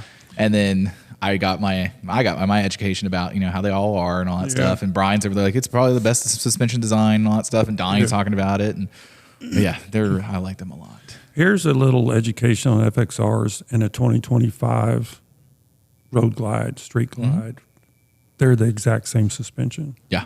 They're the exact same width on the transmission mount. My FXR swing arm will fit on a 2025. My bagger swing arm is 1 inch longer and 1 inch wider, but the hookups on the front are the same width as an 82 shovel head FXR. Harley has changed nothing. Yeah. From 82 to 2025. You know, it takes a lot of engineering to keep that shit that old. That's why an FXR handles just as good as Road Glide. Yeah. A 2025. Because they're exactly the same. Yeah. Exactly the same. The same part number. They just figured out the pivot shaft needs to be, instead of 5/8, 3/4. Yeah. They didn't modify the isolators that they got gazillions of in part numbers. Yeah. They just downsized the pivot shaft from 5/8 in the end to replace those so they don't have to replace all the isolators from an 82 shovel head to a 2025 Road Glide. It's the exact same freaking part number. Yeah. Nothing's changed. Yeah. You know, they just caught up with the FXR. They just That's serious. Yeah. That's serious. That's why FXR handle goes so good. Just Only like my took them 40 years. Yeah. Well, they haven't changed anything in 40 Yeah, years. yeah. And I don't think they're going to change that recipe because it works pretty it works damn good. really fucking good. Yeah. That's so crazy. It is crazy. A lot of people don't know that. So Yeah. I guess I'm going to have to shoot you guys now because we can't really lift that out. So Hold on, just like We secret. won't tell There's a anybody. censor button. Yeah. Yeah, We won't tell anybody. But there's like 400 people that listen to this podcast. Don't worry about it. Not even that. Yeah, no, we have 400 followers. Yeah. Yeah. That was the thing is, coming from, sports cars and stuff like that, I was into handling and road course, and I also grew up drag racing. I like to go straight and I like to turn left and right. Yeah. And then I was like, Harleys are the big heavy bikes and all that stuff. And then the FXR, they're like, they can fucking handle. They can, Yeah. You can make them really Yeah. good. And you can make the big ones real good too with Yeah. some cool swing arms and stuff like that. My FXR Sturgis bike, I never did like what I call the tricycle or tripod effect that Buell came up with. So I changed it to a 4-point system that goes on the FXR, and I'm actually making a new pivot shaft isolator deal to make it wider and more stable. We've got that on 2 bikes right now that we're stress testing and stuff like that. But Yeah. I changed the whole pickup point on that FXR Sturgis bike to the point of that solid motor mount up underneath the gas tank. I put a mountain bike shock up there so it absorb all the vibration. So I can load that piston on each side from 20 pounds to 300 pounds. And if you turn it on to like 102 pounds where I got it now, your handlebars don't vibrate. That shock takes all the vibration from the motor to the chassis. And with a simple switch, I can make it solid like a deal. There's a lot of improvements still to be made. Yeah. And Harley won't take that investment or engineering or the capital risk to make it a better deal because everyone likes it. Everyone knows Harleys vibrate, and that's just part of it. Right. Yeah. So let's Right. not change it because that's going to cost us $13.23 a unit, and as stockholders aren't going to like that. Yeah. There's a lot of improvements since you're out of the crotch rocket world and the whole MotoGP. Yeah. The technology in those bikes that can rev up to 17,000 RPM, only weigh 290 pounds. Yeah. I think that's why the Super Cruiser Buell bike will be Yeah. so successful. It's 170 horsepower, 600 pounds. Harley could have done that. Yeah, they could have. Yeah. They've got that, Eric. That is an FXR. Yeah. That's super. It's got the triangles. Eric Buell's the one who designed Yeah. the FXR. He came back in because Harley bought Harley back. The family, AMF wanted to sell it back to him for 10 cents on the dollar. They wanted to compete against the Kawasaki 900s and Yep. the Kawasaki 1000s. And this was Eric's Buell design to do this, even though it had a shovel head in it, the first one. Yeah. A whole 58 horsepower, if that. Yeah. Super modified. But he had action. They called them super stocks. It was like, Yeah, wow. Yeah. Super shitty. Yeah, for sure. Yeah. But the basic engineering was set, and they increased the horsepower by putting the Evo in Yeah. it. And then I think the Evo was the only motor that obviously came in the FXR. And it was a whole blistering 68 horsepower. Yo, it's just Yeah. crazy. And they're 680 pound bikes. Yeah. With 68, that's 1 horsepower per 100, Yeah. per 10 pounds or whatever the math It is. is not a good power to weight. Yeah. Not at all. Yeah. Compared to a Yamaha or a GP's. Yeah. Yeah. 900 or 1000. Yeah. Like my FJ09 weighs 460 pounds and it makes 110 or 30 horsepower, and I mean, but it makes like 70 pounds of torque, but like, it fucking moves. Yeah, like you'll be like, I want to go there, or I want to do this. An 84 FXR is not known for acceleration. No. When you pull up next to one, you're like, bye. Yeah, but yeah. But even what we'll call a retro rod, like we build for RX-7s, I mean the RX-7 FXR. Yeah. I'm in too many cultures. Yeah. But you can get that one bike we built down to 525 pounds. It's got a 124, and it's riding like a 450. It rides like a 450 Yamaha dirt. I say that all the time. The power to weight ratio can be achieved. Yeah. It's not cheap to do. Right. But it can be done just like the Super Cruiser. They did it, Yeah.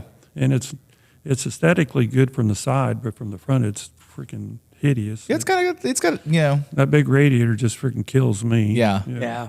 Well, that was a story about my Triumph. The Triumph had a big old nasty oil cooler on that Thruxton. Yeah. So I took that off and run my oil back through the frame. Yeah. Just like Triumph used to do back in the day. Yeah. But I did that on the Triumph. You go look at it. Yeah. It doesn't have that big nasty oil cooler.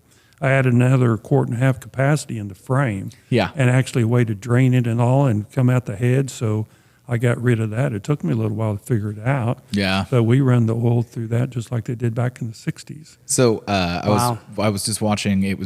My dog Rex. He watches YouTube because he's old. He's like 13 years old. And there was this guy that's talking about this. He bought, I think it was from Donut, but he bought a Buell, and he's like, "This is the oil tank, and it's the rear swing arm." And he was like, "I can't believe this is like that." I was like, "Have you never had a dirt bike?" Yeah, because I learned that I was poor. I never had a dirt bike. Yeah. So I was working on a DRZ 400. I'm like, there's no fucking oil in the frame, man. Yeah. That's not how this one would work. It'd be in the swing arm. Yeah. Zach could not believe I said that. He was like, "What the fuck are you talking about?" But yeah.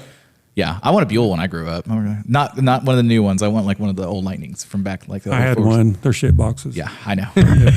There was a guy that had one, and I was like, that guy's cool. Yeah. It's just, but now I'm older. I'm like, that guy was a fucking dirtbag. Yeah.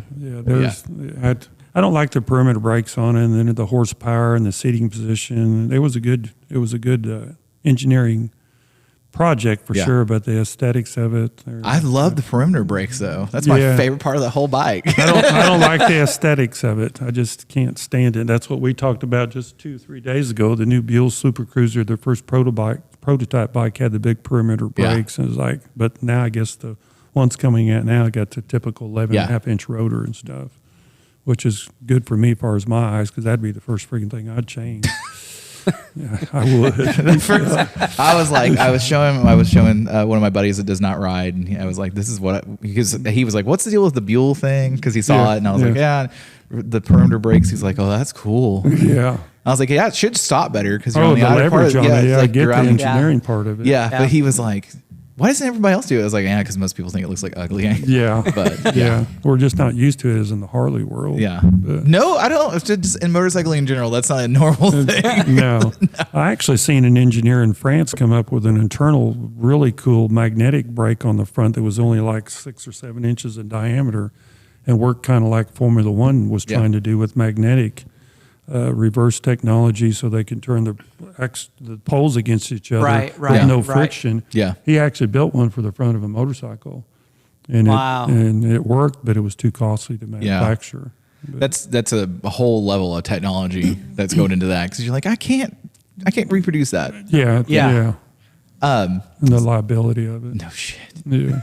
Okay, so I've had a question about this for a while. Yeah. So when you guys do the cool swing arms and all that stuff, you put race wire on it. Yes. This is we can get into other stuff, but I had this thought and I lost it earlier. So you put race wire on it and you assemble it, and then when they go to put like the bolts and all that stuff, they had to cut that race wire, right? Yep. So do you have an instructional video about how to make race wire somewhere? We actually have a diagram. Okay. And we actually, with your swing arm, you get an extra 2 foot of safety wire. Okay. And we actually provide you with safety wire pliers. I was wondering because they are Nice. not just normal pliers. They are not normal pliers. Yeah. And when you finish that, you can put that on your resume. I am now a safety wire expert technician. Spec me on a racing meet. Certified. So that probably will get nothing far as a wage increase, but you can put that on your resume. Yeah. which is an art and a craft in itself. Yeah. Which I'm doing comes race out of- wire is Yeah. Right. Yeah, and I'm kind of anal on anything I do or OCD. Yeah. But Megan just did her safety wires on her bike just yesterday. So it's quite an art to it, Yeah. and the pliers are pretty cool. And once Yeah. you understand how they work, it makes everything simple. So Yeah. you do get a free pair of Okay. safety wires with an extra little spool of Yeah. safety wire. So when you do readjust your belt or chain, so you can do that. Yeah. And it's a pretty cool deal. It's actually a big deal. Yeah. Because on Harleys, a notorious thing on any Harley, especially baggers, that axle nut coming loose. Mm-hmm. There's other people that make different product for stock stuff. Like Kevin Right. out of Big Bear Choppers, he's a good friend of mine.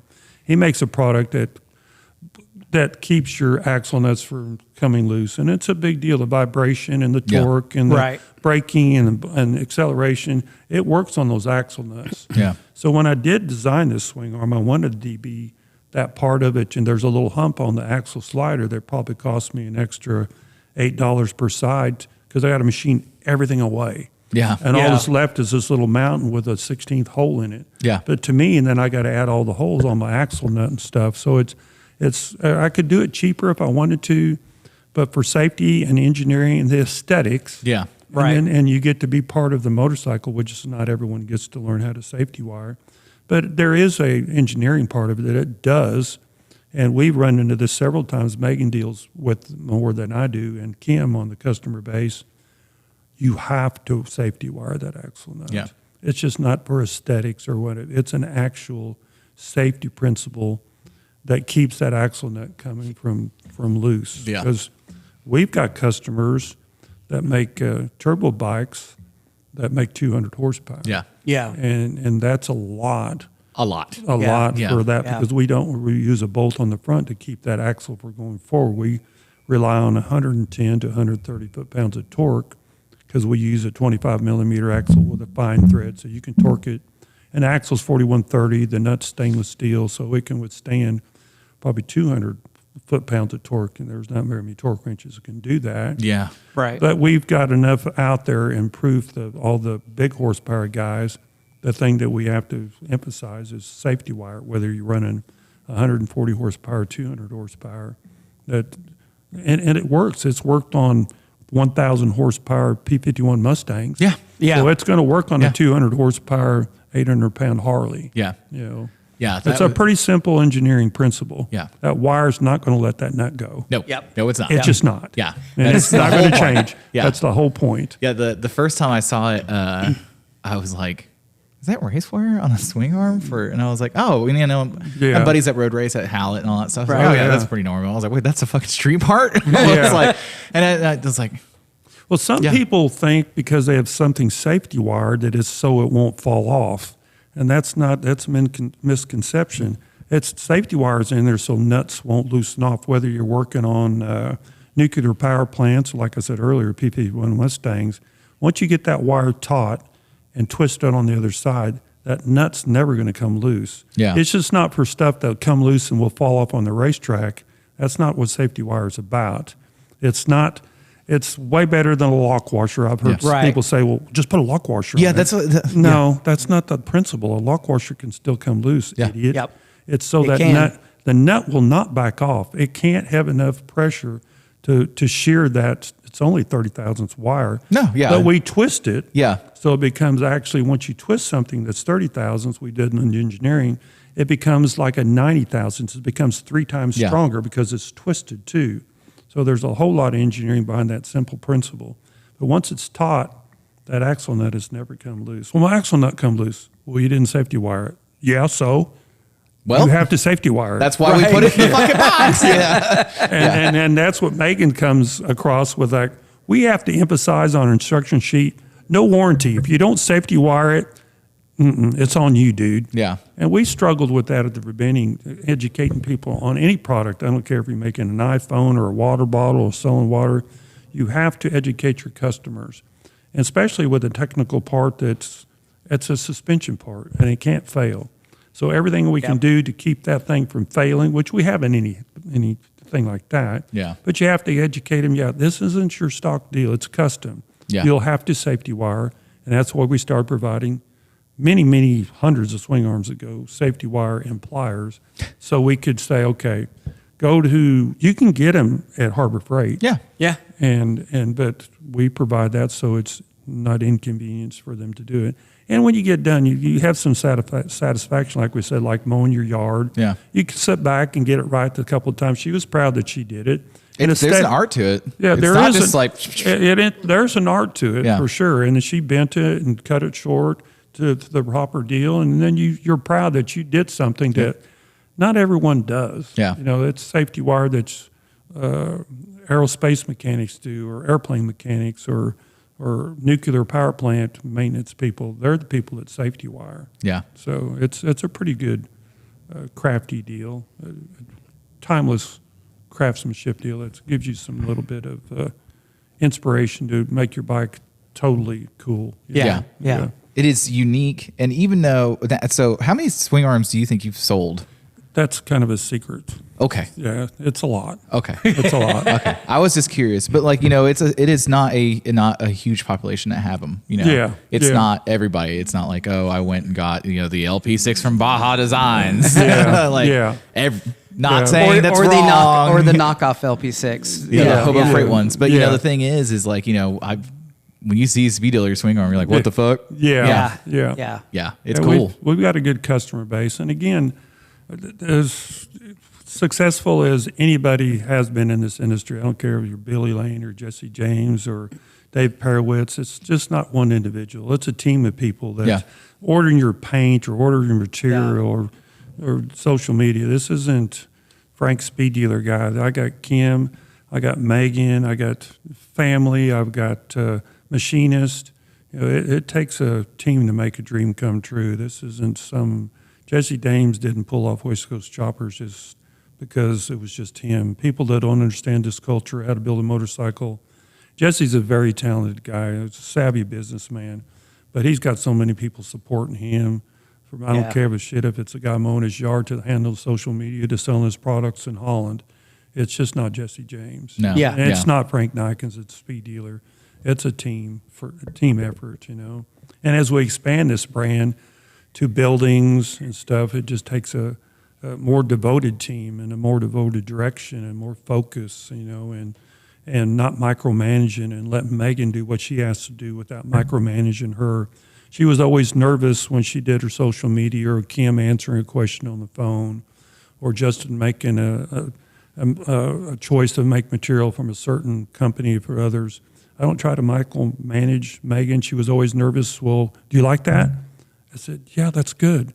And she's grown big as a person and as a social media girl, never really doing this as hardcore, 8 hours a day or 10 hours a day or 7 days a week, or walking up to customers or understanding the product. Right. It's a very technical part, and she's really good at it. So is Kim, and so is Justin. Again, it's more than just me, especially when you get into building the brand, into buildings and brick and mortars, or traveling to Smoky Mountains or California or to Sturgis. There's a lot of stuff to do. The East Coast, West Coast deal. That was our first big, talk about a bike night. Yeah. Right. This is Jeff freaking Holt. Yeah. Yeah. And Maggie freaking Holt. Yeah. These are the top of the pyramid people as far as respect and understanding this thing. He's the editor of 4 magazines, and this was Maggie's deal. And Megan stepped right in and got the whole neighborhood, the city. She got all the permits. We had several meetings with several people on our team. All the fun shit when it comes down to that.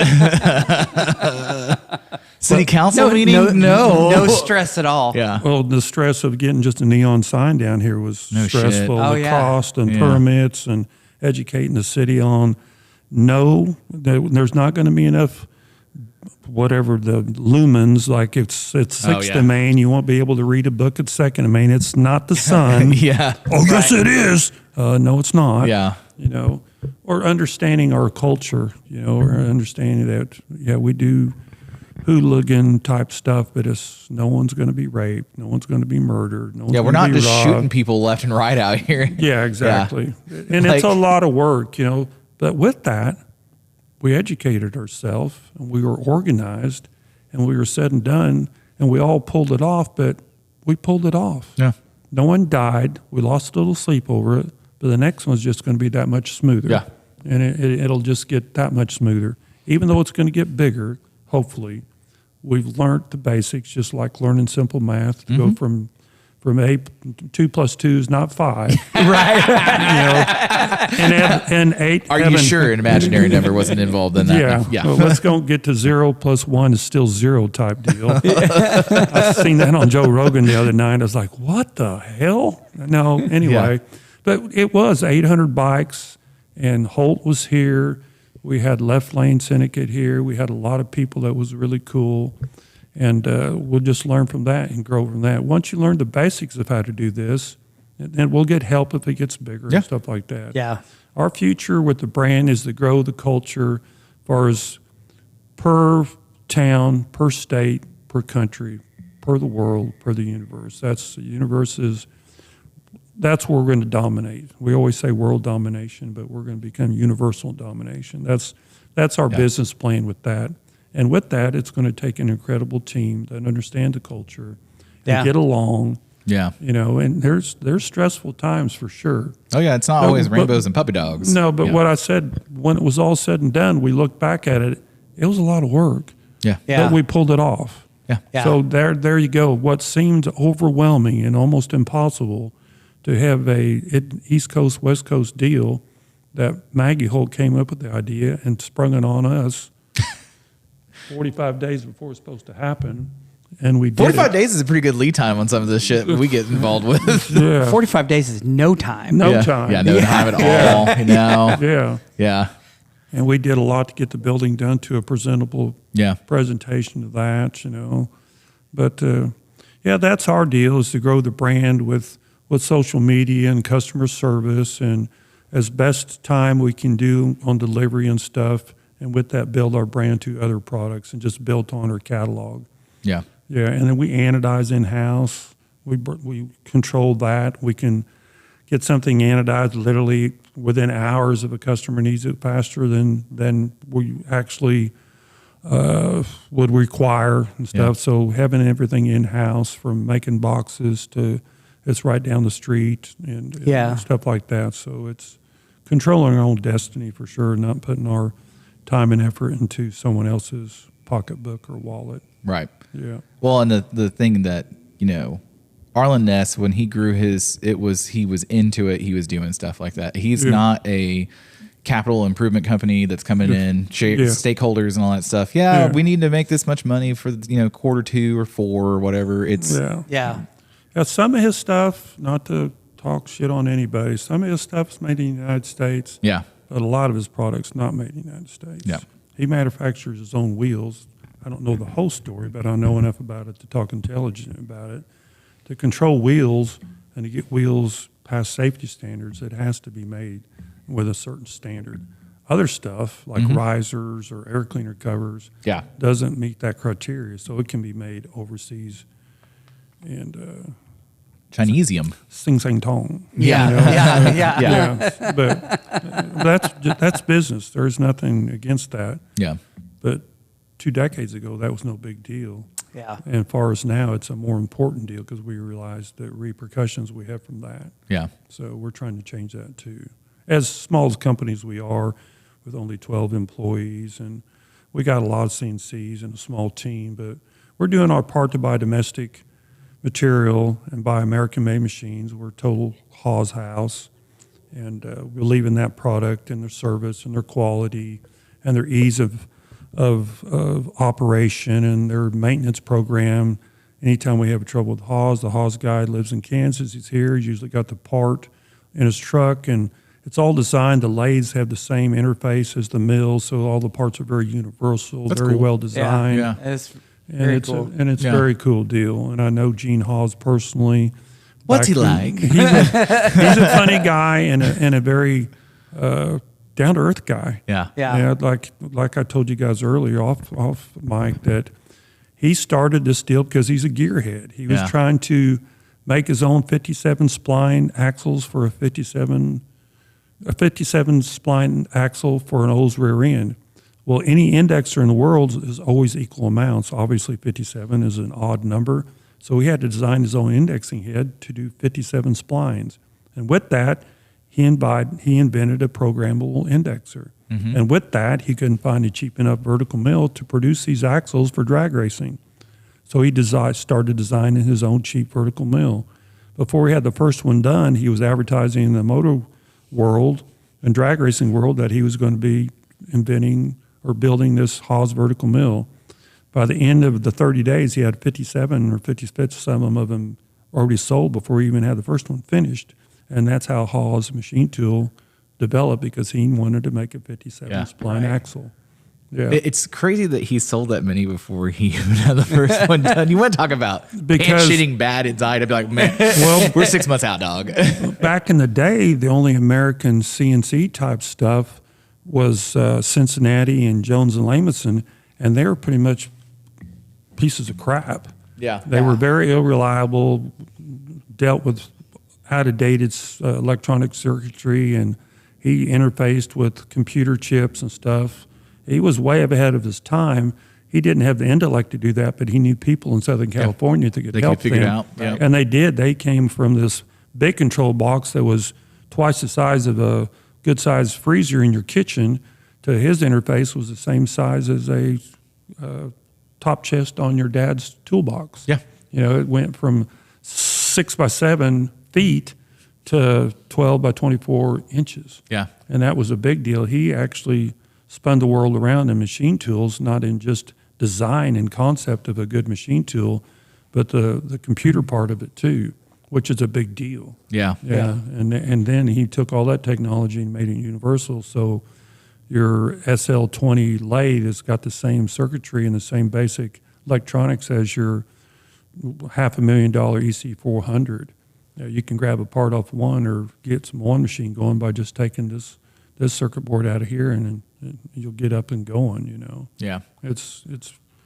And he's became the biggest tool manufacturer in the world. Yeah, it's crazy to think about that. Yeah. And it's not more than probably 4 decades ago, if not 3 decades ago.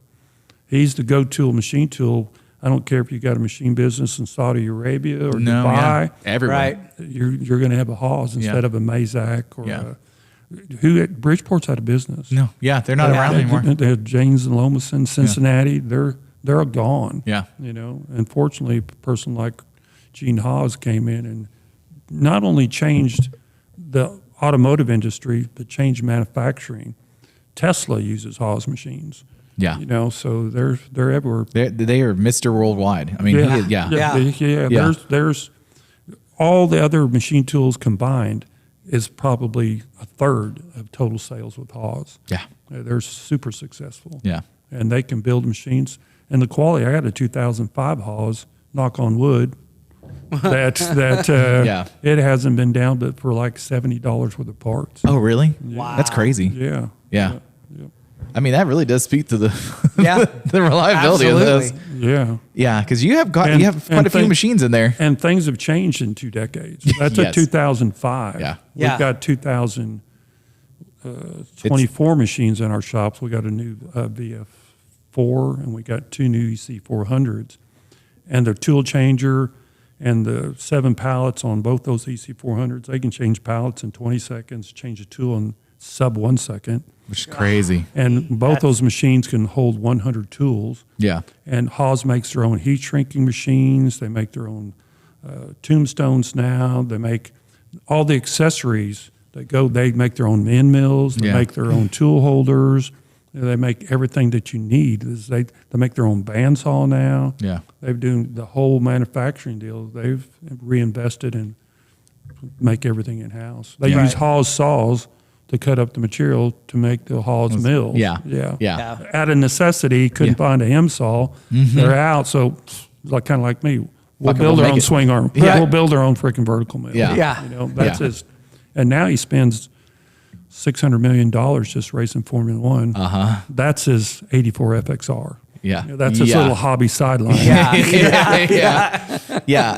So I had a buddy that was like, who's this Haas guy? Yeah. And I was like, Google him. And so I was like, and he's in cars and stuff like that. I was like, every time you watch somebody on YouTube that's got this big elaborate shop, they probably got some type of Haas machine in there. Or whenever they're making something. Every startup shop in the motorcycle community, everybody in their garage has got a Haas. Yeah.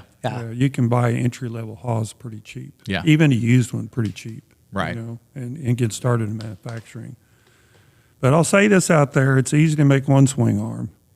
Anybody can make one freaking swing arm. Yeah. But make hundreds of them. That separates the men from the boys. Yeah. And have customer service and social media presence and people that answer their freaking phone or don't screw people over. Bring on the copiers. I don't give a fuck. We'll outperform. And sorry that you're Timex, but you're dealing with Rolexes over here. So get the fuck out of my way. Well said. Yeah, well get your said. airwalks away from a van. Absolutely. Yeah. Again, Timex, Rolex keep time the same way, but there's a different price point. Yeah. It is crazy to think about that people have copied you on stuff, and it's just like, I mean, and I'm not saying I'm not human and got upset about it, and I'm as strong as any man out there. I'm not scared to go, fist to fist with anybody. But I'm past that. I'm more mature than that. So we're just going to work harder and make more product and make it cooler than whatever bullshit you just thought you made. Let the best watchmaker win. Yeah. That's all I can say. Yeah. Rolex is still in business. Timex, who? Okay. Yeah. They're long gone. Yeah. Casio, on the other hand, though, they still got that calculator watch. Yeah. They've still only been in business about 60 years. Yeah. That's it's Rolex is what? 150, I don't know, 180. Mr. I have a Rolex and I don't. I have one from China. Yeah. It's that's absurd. So you've been riding most of your life. You get into the parts business, you're manufacturing and all that stuff. And then to have built that shop over the last 35 years and then keep growing it like that. It's impressive. It's very impressive. And one of my big takeaways is it's not the job shop, it's the manufacturing. You're making your future on that. I had not thought about it that way because you're just like, okay, you got people that are going to send you stuff, okay, whatever. But when you start making your product like that, Well, it's a different deal, and it's a different deal than a job shop. So you have to have a team, like I said before. I can't emphasize enough. The people around you will make your brand. And that's what I emphasize to Kim or Justin or Megan or Abby or whoever's on the floor, Roy or David or Travis and Johnny. They're all important. Yeah. They're all super important. And with that, you can build. We've got again, we talked about this a couple of times, our product line that's coming out next is our future. Yeah. Because we understand now how to market. We understand how to manufacture. We understand how to have customer service. Now that we got our base set, and like we said before, we can't grow too much and too fast. We grow at a nice increase. Consistent. Very linear, not crazy. It's capital intense. We've got a lot invested in equipment and tombstones and time and engineering and in buildings and stuff. But we know this legacy will last another two generations for sure. It's evident from looking at your shop, and then you have reinvested in yourself and your company. And I mean, you kind of see it with the team where everybody else has bought into that. Yeah. And like you said earlier with your customer service, you're still sending stuff out around the world. That somebody's messaging you at 2 a.m. because it's 1 p.m. where they're at. England. And you're trying to take care of them. And it's impressive. And then we have to understand too, we sit back and deal with it every day, but then we sit back and relax and get all the troubles out of the way, which we don't have a lot of troubles, but it's very, we're all very efficient in what we do. She's photographers and deals with DMs, and she's a Salesforce too, and she's she's the eye behind the camera that sells our product, and Kim's on the phone and understanding the technical part of it, and Justin's learning how to fixture and stuff. But that's just all part of growing it bigger. And with that, we learn our basis And then we add new product on that once we get this handled. Yeah. This issue's figured out. We figured all the issues with it. This is refined to the point of we don't have to do no more. Yeah. So that's all settled down, which was a lot. And now we go on to probably 4 or 5 products at a time. That's what we're going to do. It's not the caliber or the complicity or the complex part of a swing arm. A lot easier. We're not reinventing the wheel. Right. Yeah. We're just Right. making other people parts, the analogy I always use. They're Timex parts, and we're going to build the rest of our product line Rolex quality. Yeah. Yeah. Every component goes out will be photographer to good, machine to the perfection as we can get it, anodized to perfection. And from that, we'll grow our catalog till we will have world domination. Every part that comes out of catalog, the first thing you do when you go to the Harley dealership, you buy a $25,000 Road Glide. But when they turn around, they want to go to the website and go to Speed Dealer. I want all these components. I don't need anyone else's components. Yeah. That's what I want on my $25,000, converting into a $80,000, $100,000 investment. A lot of that's motor work, but a lot of that's aesthetics too. Yeah. And that's what we want. Where they Front turn to to us rear. first. Yep. Yeah. Yeah. Yeah. It's crazy that we were the Harley World was had that thing, and that guy was trying to sell me that CVO ST, and I was like, "How much is this bike?" And he starts telling me, he's like, "You know how many rental properties I could buy? Yeah. Down payments for Yeah. that?" I was like, "I'm just going to use that. I'll just keep doing that." But like, it is cool that you're able to come and sell those parts to those people. But that's Yeah. also a different level than the guy that walks in and is like, "Brother, I need Yeah. 18. Yeah. I need 18 T-shirts right now." Yeah. Yeah, we said this too. We like to reinvest and talk about rental properties and stuff like that. We've looked at reinvesting in other stuff. Yeah. As far as return on investment, that would be easier.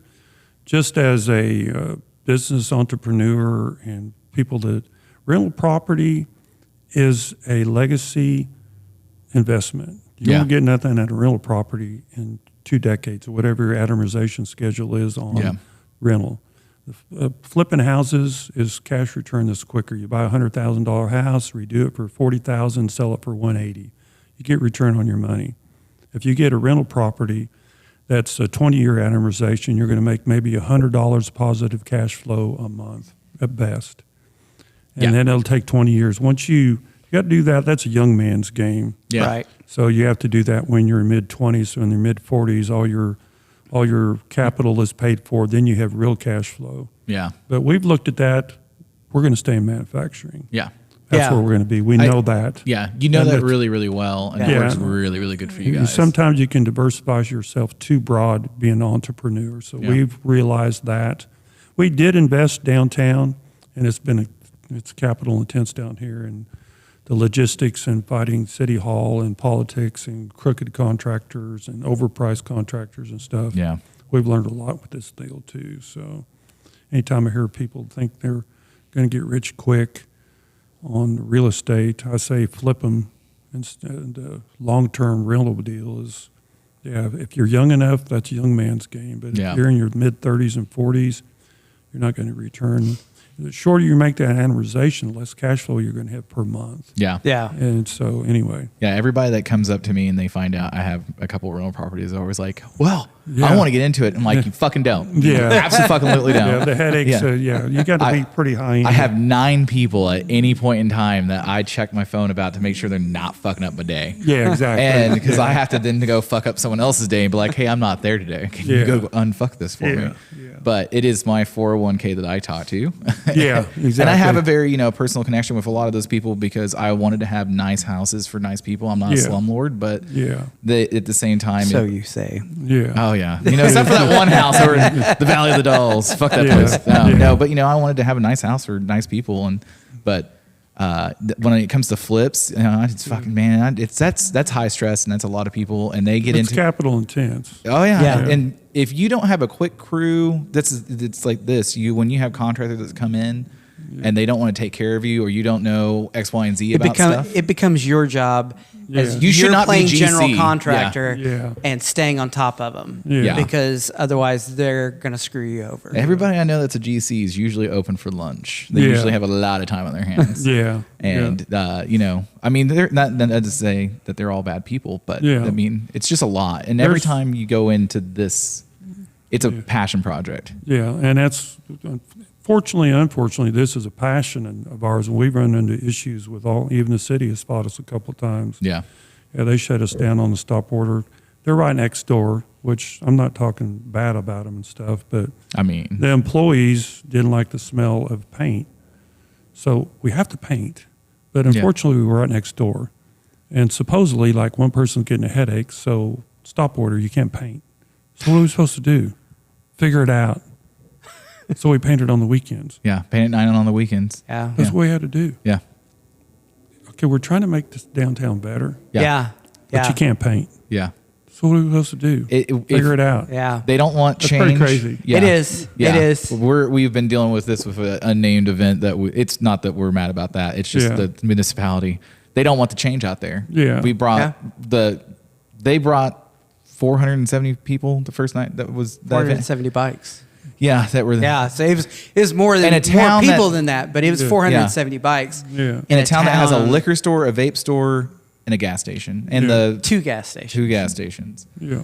And a gym. Yeah. I mean, we filled the streets with people, and they were like freaking out. Now they did see some people that they were, oh, Yeah. those people are unsavory Yeah. on the motorcycles. Yeah. But I'm like, you know what? They're not shooting out at each other. They Yeah. all talked, and then they were like, oh, I'll see you guys later. But Yeah. when you want to progress your stuff, that doesn't always mean that everybody else wants their progress to happen too. Yeah. It's a battle. Yeah. It's been a battle. Yeah. But I couldn't fight it by myself. Again, I got an incredible team behind me to help me. I don't micromanage them, kind of repeat what I said earlier. It just takes a lot of people to do this. I don't care if you're a motorcycle brand or a bicycle brand or selling vapes or whatever. Yeah. It takes more than one person to do all this. Yeah. It's not it's not an easy path. It's not an easy journey. Not at all. Yeah. But it's cool. Yeah, thank you. I'm like, I didn't know, like we were talking about before, I was like, we don't really know his story. I didn't know. Yeah. Yeah. I was You're a man of mystery. I was Yeah. trying to do a little bit of research, background, and it's like, man, there's nothing out there. I am under the government witness protection plan. You're a wit sack. No shit. So when we were talking to Devin, he was like, yeah, he made parts for NASA, dog. I was like, We were like, wait, he what? might be in WITSEC, dude. Like that might be why we don't. Because Yeah. like I didn't realize this. So on my Facebook, I have a bunch of people on there, and I have you as a Facebook friend. Yeah. But I didn't realize that's not your actual last name. No. Yeah. So I saw that you were having some posts about the Sturgis bike, and I was like, oh yeah, I've seen that. I Yeah. saw it on Facebook. Yeah. Never on Facebook, but I saw it the other day. Yeah. Yeah. So Yeah, back when Facebook was started, we were trying to run the business out of there, so you just couldn't call it by your name. You could actually use business Yeah. identities. Yeah. And then about X amount of time later, months, years, or whatever, then you can have a business page. yeah. But once you set your name on Facebook and it's Frank's Customs, they will not let you change that. Yeah. You can bring Superior Court in there with old Mark Wesselberg or whatever Yeah. the freaking name is. I'm not changing it. Sorry. It's forever your name. Yeah. But that's not my name. Don't care. Yeah. Yeah. Yeah. It's very odd. Yeah. They will not let me change that to my last name. It's not happening, dude. Yeah. Yeah. Like, Okay, whatever. Yeah. I mean, that's just, social media bullshit where I'm like, Unless you want to start over, then we have to start the speed dealer page over again. yeah. We're not doing Do that. you want to do Yeah, that? that's Does that not sound too like- hard on that. She's Yeah, worked, exactly. She's worked too hard. Megan's you know, like, get the fuck out No. of here. You're Frank's Customs, Customs. that's Yeah. going to be my deal. Sorry. I mean, to be fair, I was like, who is that? And then I was like, oh, it's you. Like I was 10, like, 12 Yeah. years ago, maybe, but things Yeah. have come way too far, and Yeah. it is Yeah. way too involved. And anyone that invests in business, if we're big fans of Shark Tank and stuff and see our growth in the last 2.5 years, and we come up and this is where we were 2.5 years ago, and we've had this increase by percentage and stuff, those Shark Tank guys are like, we want a part of that. Yeah. Yeah. And we know Yeah. the trajectory and how to do it now, and it's going to grow, and it's going to grow at a faster rate from this point on. Yeah. Yeah, Because we've absolutely. learned and calmed down, and we wanted it to be bigger, and we all agree as a team that we've got this. We're going to do some traveling and see what our return investment is Yeah. in that. But with that, any advisement that I can give to people in any kind of industry, there's more to it sometimes than just the money part. It's the relationships you have with your employees, the relationship that you have on the road with people, and the relationship you have with people like the Jessups, Gene Wright or Jeff Holt or Yeah. Kyle. You know, we all call each other family because this is a very small part of the automotive motorcycle world. Yeah. And we're as big as anybody in the motorcycle aftermarket market, but we're very small. Yeah. Yeah, we're a very small team, but we're an intricate part, a big major part of this industry, which is really, really cool. Yeah. It's a really cool. And it's like your customer service. So your customer base, it essentially becomes an extension of your family. Yeah. You know, and you've Yeah. got people that can Absolutely. know that they can contact you Yeah. if they're having an issue or a question or, Yeah. you know. How do I get the safety wire to do the thing again? I lost the paperwork.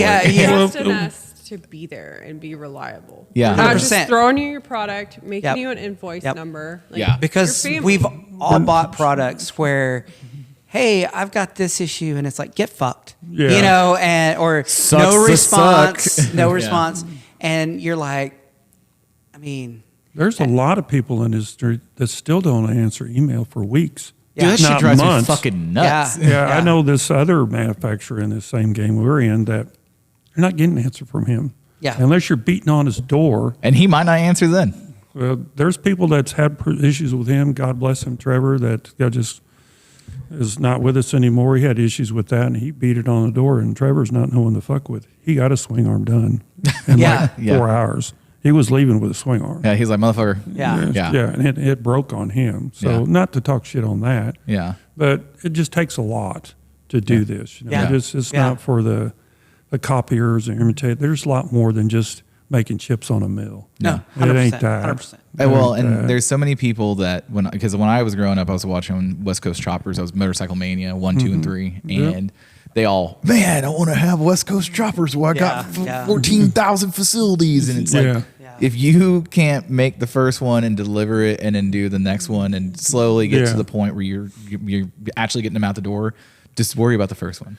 Yeah, the thing with Jesse's business plan too, back in the day, he made CFLs frames for $999 and a Yep. set of hell-bent pipes for $199. Yeah. He sold the shit out of them. Yeah, you did. But I built race car parts. I built tube adapters and dragster kits, and I have a mandrel tube bender back when I first started this race car products.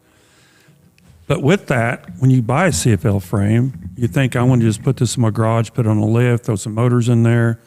Anyone that dealt with any kind of custom part, you got to have a machine shop to modify it. Yep. Building a front engine dragster, a rear engine dragster, or a West Coast Chopper CFL 1 frame is very intimidating. Yeah. You can spend $1,200 and get it on your lift, but after that, You're like, fuck. you got to figure Yeah. out fork links and trail and triple trees and mounting your battery.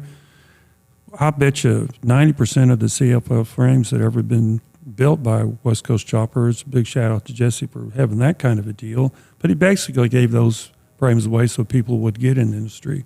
Yeah. Were never built. Yeah. And are still not built. No. Yeah. I watch them Yeah. on Marketplace. They'll come up and like at first I had no idea there Every was now that and many then you'll fucking see out one there. that's like, ooh. I bet you only 10% of them are Yeah. ever done. Yeah. There was Very a, intimidating There was a deal. roller in Dallas or DFW because I Yeah, sent it to you. I was yeah. like, I could live this dream out. Fucking Yeah, finally, and he was yeah. like, no, you. He's No, like, dude, you that's- got too much shit going on. No. There's a lot of work. I'm on that West Coast Chopper Facebook page. There's guys that have been working on those bikes for a decade. Yeah. Sitting in the living room, I got my seat pan done. I got my fender finally. You know, and that's all good and well. Everyone's got to have a dream. Yeah, I mean, But a decade to build a motorcycle. that's a pretty fucking long time, man. That's a long time. Yeah. yeah, like Yeah. if Rome was not built in a day. I get No, that, but it was yeah. certainly destroyed one. So, Yeah, exactly.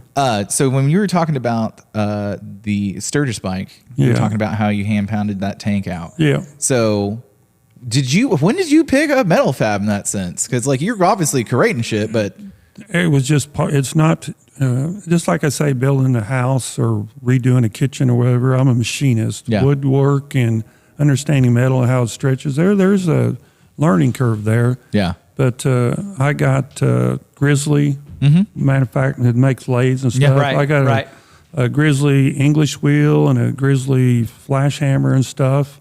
And I got access to a lot of aluminum material. So I just started. Here's the deal with my aunt. My blessed Aunt Sue that's passed away. So she always had a saying that people who work in a cookie factory get free cookies. the people that own the cookie factory get to make the flavors. Yeah. Yeah. So with that, there's access of aluminum. I got the capital. I can buy equipment because I'm a manufacturer. Yeah. It doesn't make aerospace parts. It makes motorcycle parts. But let's Right. just, between this and the RS, it's the same freaking thing. Yeah. Okay. Yeah. So I got to learn at my own expense and my machine shop's expense that it's just trial and error. Yeah. And just keep going, and to weld it up and to anneal it and all that stuff. That's another thing where I learned annealing from Jesse is like, Yeah. and you can't weld a swing arm.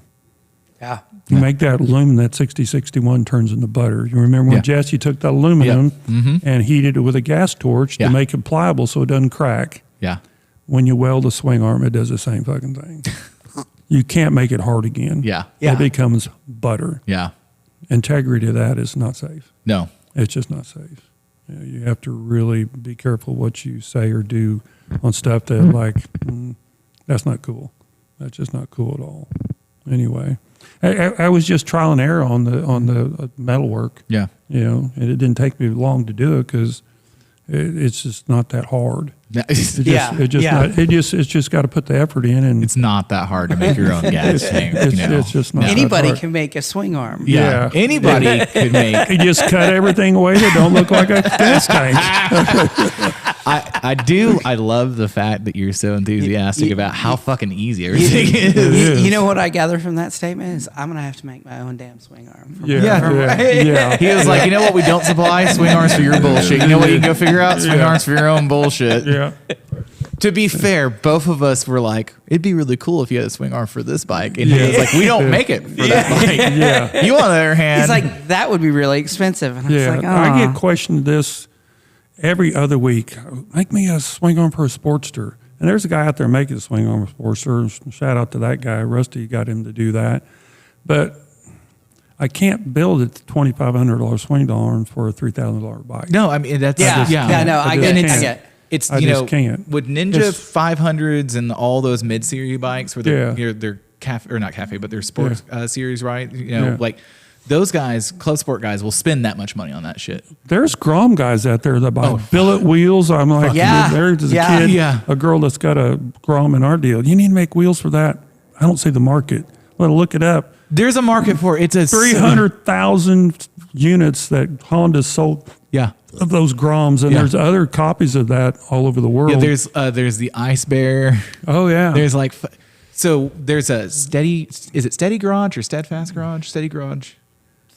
Steady Garage out in California. They make a lot of their own parts and stuff, and they Yeah. do Groms on up. They do Yeah. the killer Goldwing. Yeah. yeah. And so when I was doing a bunch of scooter stuff years ago, they were like, there was this guy that bought this fucking Grom brand new at Tony Maxey's dealership. Yeah. And I was like, ha, ha, ha, cool. Yeah. Like he's like, I'm going to spend like $8,000 on this thing. I was like, "Pfft, what? There's no way, but they do. And this motherfucker spent like 14 Yeah. grand on Yeah. it and then Yeah. never rode it. And I Yeah. was like, you bought a Harley and then never rode that motherfucker. Yeah.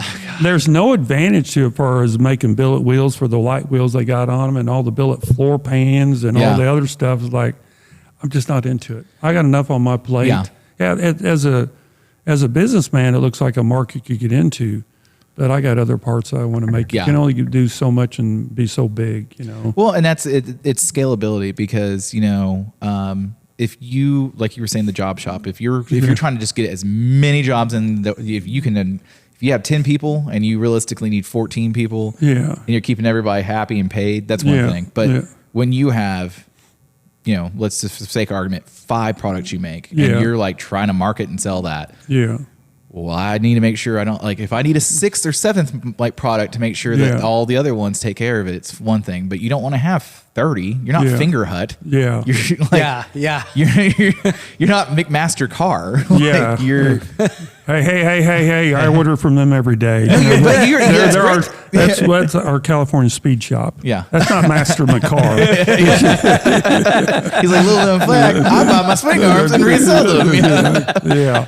But that's the thing is you want to have a good product line that people really are excited about, but Yeah. you don't.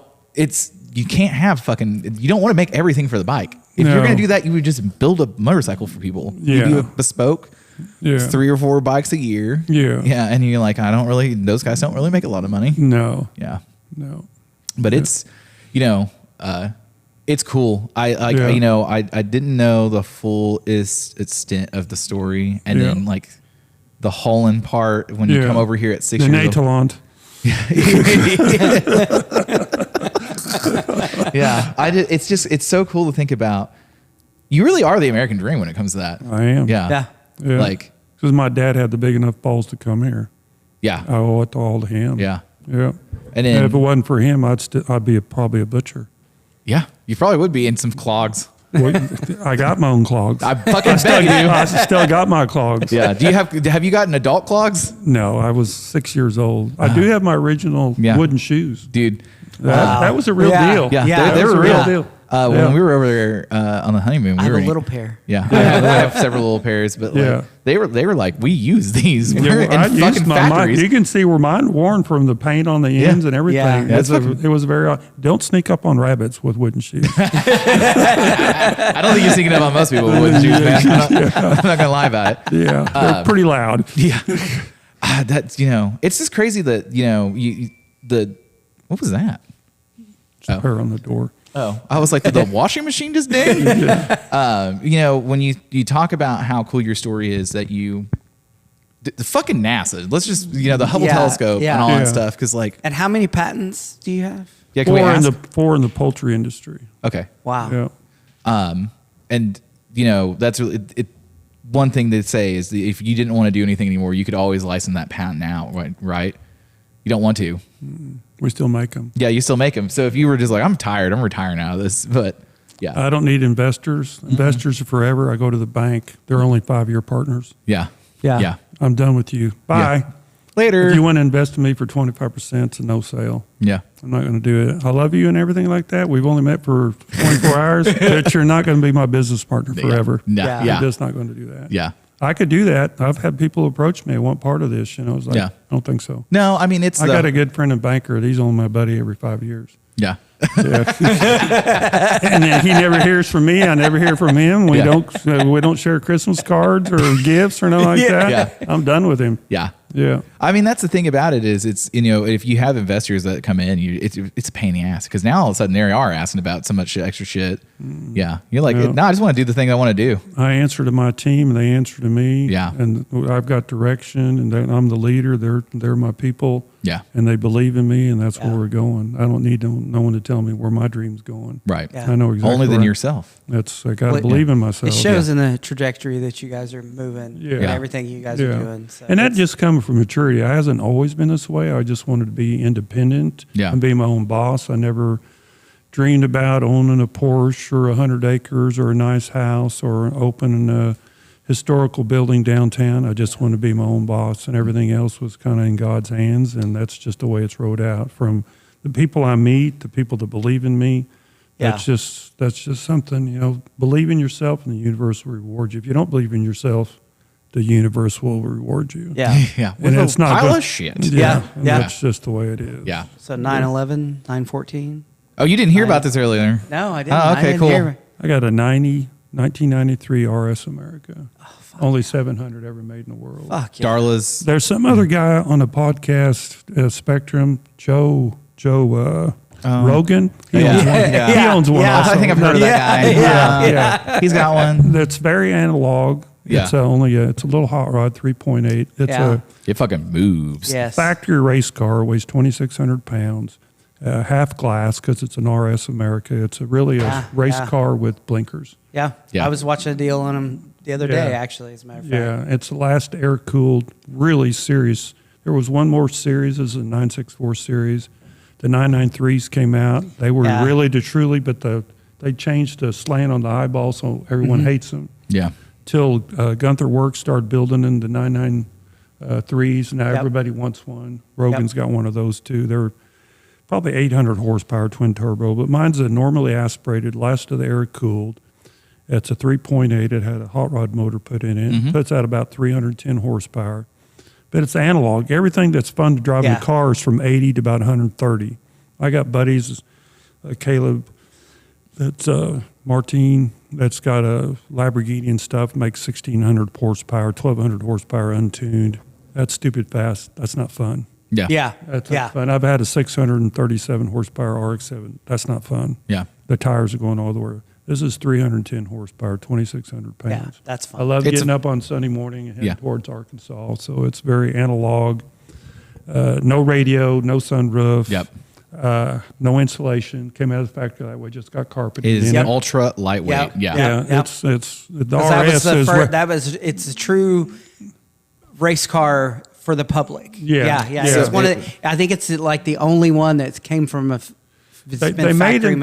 Yeah, they made them in the 70s. There was an RS back in the day, and this was the last RS ever made until they started coming up with the GT3. Yeah, the TT3 Cup cars and all that stuff. Yeah, which are like stupid expensive and stupid fast. Yeah. And this was a good price point. $375,000. Yeah, and it was kind of a fluke that I found this car, but I don't brag about it much. Probably the first time I ever talked about it. I did not know you had it until you. I don't. Yeah. I've had it for a long time, and I just love driving it. Yeah. You'll see me drive.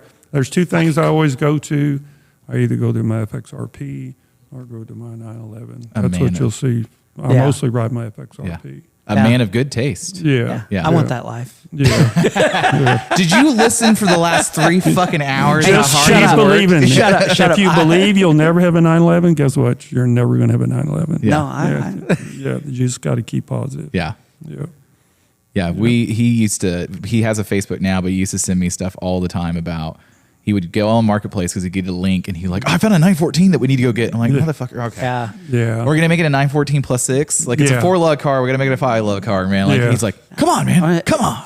It's going to be a track car. That's they made a couple of 914s with 6s in them. Yep. Yeah. They're very, very rare. They're super rare. Yeah. And they fucking move. Oh, yeah. 914, 928, 911. I found you 928 the other day. Yeah. And then I thought about better judgment because I was like, I don't want to work on that for him. I'm the Eurocar guy. Nope.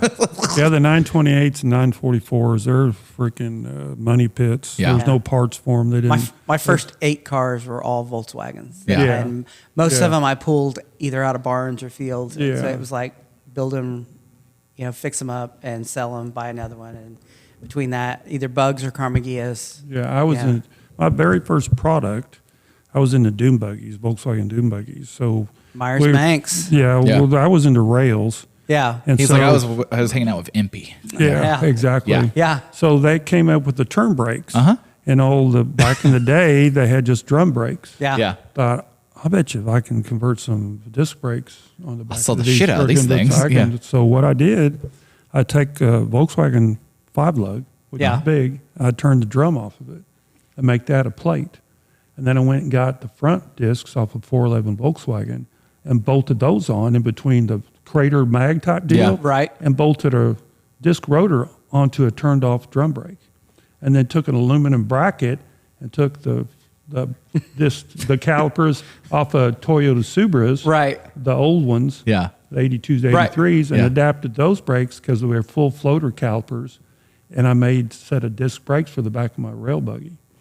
And then having a turn brake, which locks your left wheel or right wheel so you can turn around in the sand, was pretty hard to do because it's hydraulics over friction. Right. But once you got hydraulics over hydraulics, I could lock that tire up.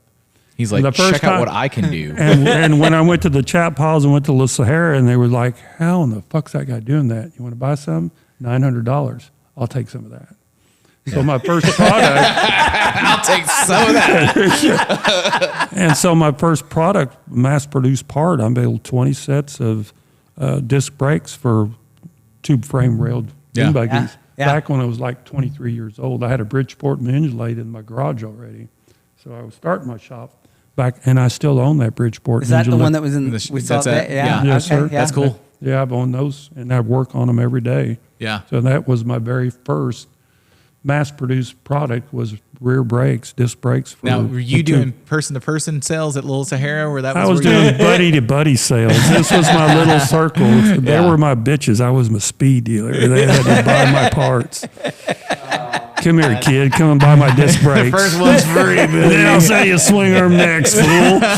There's a reason why he's speed dealer. Exactly. Have you sold a set of brakes to somebody and a swing arm to the same person? No. Damn it. Because I got out of that long, long time ago. So you used to come all the way from up this way all the way down to Little Sahara? Yeah. Okay. Okay. Yeah. You know what's funny is I've lived in Oklahoma my whole fucking life. I keep saying we need to go to Little Sahara. It's a good It's time. a hoot. It It's a is. hoot. It is a It's good a time. hoot. I did get a go-kart, a Yerf dog from Yeah. Academy when I was like 10. And I Yeah. kept telling my dad, like, we got to go to Little Sahara. And that Oh, was, yeah. people It's had the a Honda deal. Odyssey, off-roader and the dune buggies and all that I had a stuff. '63 Baja. Well, now Yeah. you can't go down there because of the RZRs are down there. Yeah, Stuff Yeah. oh my a fuck. Volkswagen rail buggy is like, who's grandpa over there with the Right, Volkswagen? right. Good, Yeah. like, But it's fucking- still so fun. I They're will say, fun. you know, a lot of the razors and stuff go down to Crossbar Crossbar and all that Ranch stuff. and stuff, and Yeah, they're There's they're a bunch of fire stuff. trails. Yeah. Yeah, they've got a bunch Yeah. of stuff they can go do now, but Yeah. Little Sahara, it's almost every time I go out there, Yeah. not go out there, but I see everybody's on the razors. The razors community is fucking blown up It's too. I got Wild. into that one season Yeah, and I was Yeah. done. yeah, Like, oh, this is really cool. 900, 1,000. yeah. And I drove them on the 100 acres. Within 1/2 an hour owning one, I had it flipped over. I Yeah. rolled, my barrel rolled for like 3 rolls. I thought, okay, these things are too narrow. I'm going to have to build some trailer rooms that are wide. And I'm going to have to Yeah. up the motor. And then I went 2 times, busted A-arms, yeah. threw a belt. So like, Yeah. Everybody see- I know that Fucking over this now. I was done. Yeah, Yeah, everybody I know patched that it together and like, no. Yeah. everybody I know that has one. Every time they go out, it's a $200 to $500 day. You know, Oh, because yeah. it's like blew this axle out, blew this arm out. You know, and That's Shelby's I'm in like, Arkansas right now that on his, and does he's not like, sound fun. I bumped a twig and bit the A-arm. You know, Yeah, it's like yeah. literally Yeah. they're pieces of crap. Yeah, Yeah. They're a wheel horse lawnmower. Yeah. That's all they are. They're built to sit there in the lobby to sell. Yeah. And come back. And we'll see you tomorrow. We'll see you the next weekend because you're going to need new A-frames. Yeah, or you're new gonna need belts. all the bullshit. Yeah. You know what's been interesting? So I don't know if it's legal up here, but in Oklahoma, you can plate them as a motorcycle, and I see more people drive them on the street than Yep. I see out. You can drive them in Joplin, Missouri. Okay. If you have a reflective triangle on it, because Oh, in like a this farm county, dude. Okay. there's a guy that buzzes up and down Main Street in a 4-seater, hot rod one, Yeah. has no insurance, Yeah. has no tags, Real upstanding has citizen. no taxes, doesn't have a driver's license, and he runs into my 2024 truck, and I'm liable for him Yeah. because he's got an implement tag that you need to be looking out for him because they've got a reflective tag. Bad on you. Yeah. You're just The same was with a 50cc moped in this town. Yeah. There Yeah. was 3 kids that got hurt on one. 3 teenage girls, 13 years old, close to Megan's house. They crashed into the side of a Dodge pickup. They're under 14 on a 50cc moped. Don't have insurance. Yeah. Don't have to have tags. Don't, Yeah. and, Nothing. It's a bicycle in the States' eyes. And yeah. the dad said, "Here, you can just have this thing," and the insurance says you just have to pay for it. Right. State law says they could be 3 girls Yeah. on a 50cc moped. Yeah. On a Friday night, the swim party was done. We got to go to Amanda's house. Let's just all jump on Yeah. here and go to Amanda's house. What stop sign? I don't even know what a stop sign is. Yeah. They don't. Yeah. They haven't been through driver's ed yet. And ran right into his side. It was a brand new Dodge pickup, and it was on him. Yeah. There was a guy that was bringing in Chinese scooters. He was rebranding as Freedom Scooters. Yeah. Cracks me up every time I think about it. So anyway, but he's nice enough. But he was trying to bring scooters in, and he thought, because he had lived in Florida for a long time. Tim. Yeah, he thought because Florida had the 50cc drunk bike law that Yeah. Oklahoma had one, and this guy didn't do his market research and find it. We're all at dinner, and we tell him, no, we don't have that law. You have Yeah. to have a fucking license for it. Yeah. He got that law changed in the state of Oklahoma because he had like 2 shipping containers full of them. Yeah. Yeah. Which I'm okay with because guess what I picked up? A 50cc scooter that I don't have to put a plate on. I wear my Exactly. helmet, and Yeah. it's speed restricted. These 3 girls were in their freaking bathing suits. Yeah. Yeah. And At 9 o'clock at night. Wow. well, but the No thing brake lights or nothing. fuck. Yeah. It's like the fucking Lime scooters or the Birds and all that Yeah. shit where I'm Yeah, like, we have people getting hurt on those all the time downtown. my fucking 'cause accountant broke both arms on the same night. Yeah, everybody they'll ride them and in and out of traffic downtown, Oh, yeah. and like They're- you're gonna get Yeah. tagged and killed. If I rode it down Main Street now and not using my blinkers and not even my arms, cops, they know there's nothing they can do about it. Yeah. Which is pretty stupid. Yeah. Yeah. It's Well, not common sense. No, Yeah, not at all. There's a lot of laws that we've got lately that are not common sense. Like Yeah. I'm like, it's someone like because you can't filter or split here in Missouri, can you? For motorcycles, I don't know. even though I do it. I don't know. Was that illegal? We do it all the time. Well, so like I'm very selective. It is illegal. Yeah, I was like I'm Yeah. very selective about it in the city because people get really fucking upset about it. But if I'm sitting at the light going to your house over at Britain, I'm fucking filtering. Oh yeah, But 100%. Because people now they're like this. They're on their phone. yeah, Yeah. And they're not paying attention. And so if I'm sitting at a light and your 4,000-pound car comes into me, you're going to win. I'm going to lose. Yeah. It doesn't matter that it's not my fault. And yeah, like that's a common sense law that we could have for a lot of motorcycling. Yeah. And there've been, I think Wyoming just did it in Montana and Colorado, but it's Yeah. like let me go to the front of the line. I do it in town all the time. Yeah. People get so mad at me. Yeah. I had one guy in a Challenger. Uh-huh. I thought he was going to run me over. Yeah. That's the last time I did What it. did I do to you, dude? Yeah. I mean, I probably passed 20 cars. There's a notorious stoplight by Megan's house. It's like literally 4 minutes long. Yeah. And once the traffic gets backed up, like if It's 15 there's, minutes, If yeah. there's 4 cars in front of me, I'm not going to do it. Yeah. But if Yeah. there's 20 trucks and cars in front of me, I'm gonna go do I'm it. doing it. Yeah. So I was front in line, and there was a Challenger to my left, and a big semi truck to the right. This guy's honking at me and flipping me off. I thought I didn't even recognize him. Yeah. As far as turning my helmet and looking at him, I accelerated from That the was the first stoplight. thing. You didn't recognize him. He didn't like that. Well, He's like, I'm famous on the grams, buddy. yeah. I accelerated on my FXRP, and that's a 600-pound bike. So he was with me on that Hemi Challenger, and I veered off to the right lane because I was center, and he come into my lane like he passed me and like brake checked me. Like, what the fuck, dude? Yeah. I mean, Yeah. what did I do to you? What Right. the fuck does it Right. matter to you? You're in the AC or the heat. Yep. Yeah. Or not Yeah. in the rain. So he brake checked me, and we're in the neighborhood. I was, and I just turned right and went in the neighborhood. Like, dude, you're not going to kill me. I mean, Yeah.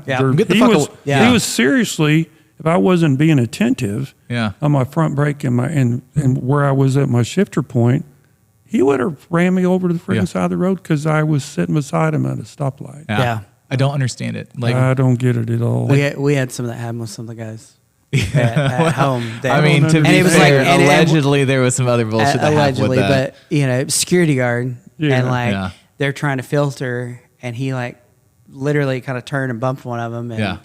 them it's Ran over like someone's foot. chasing them down, and it's like, Yeah, I what the didn't fuck? get it. You're in a 4,000-pound car. You know, that's Like- attempted murder. Yeah. At Yeah. any Yeah. point in time. Yeah. And that, so we have a lot of transplants in Oklahoma from California, and it's Yeah. weird because I'll have them wave me up to the light because Yeah. they're used to it fucking Yeah. driving. Yeah. And then I had a lady over by the other on queue that was in a Nissan Altima, and it's it's 115 degrees outside. I'm stuck. Yeah. It's my bike's running at 220, 230 on the temp. I'm like, it's fucking hot. Yeah. So I just go up the line, and she just pulls out and stops me, and I'm like, "Are you a cop?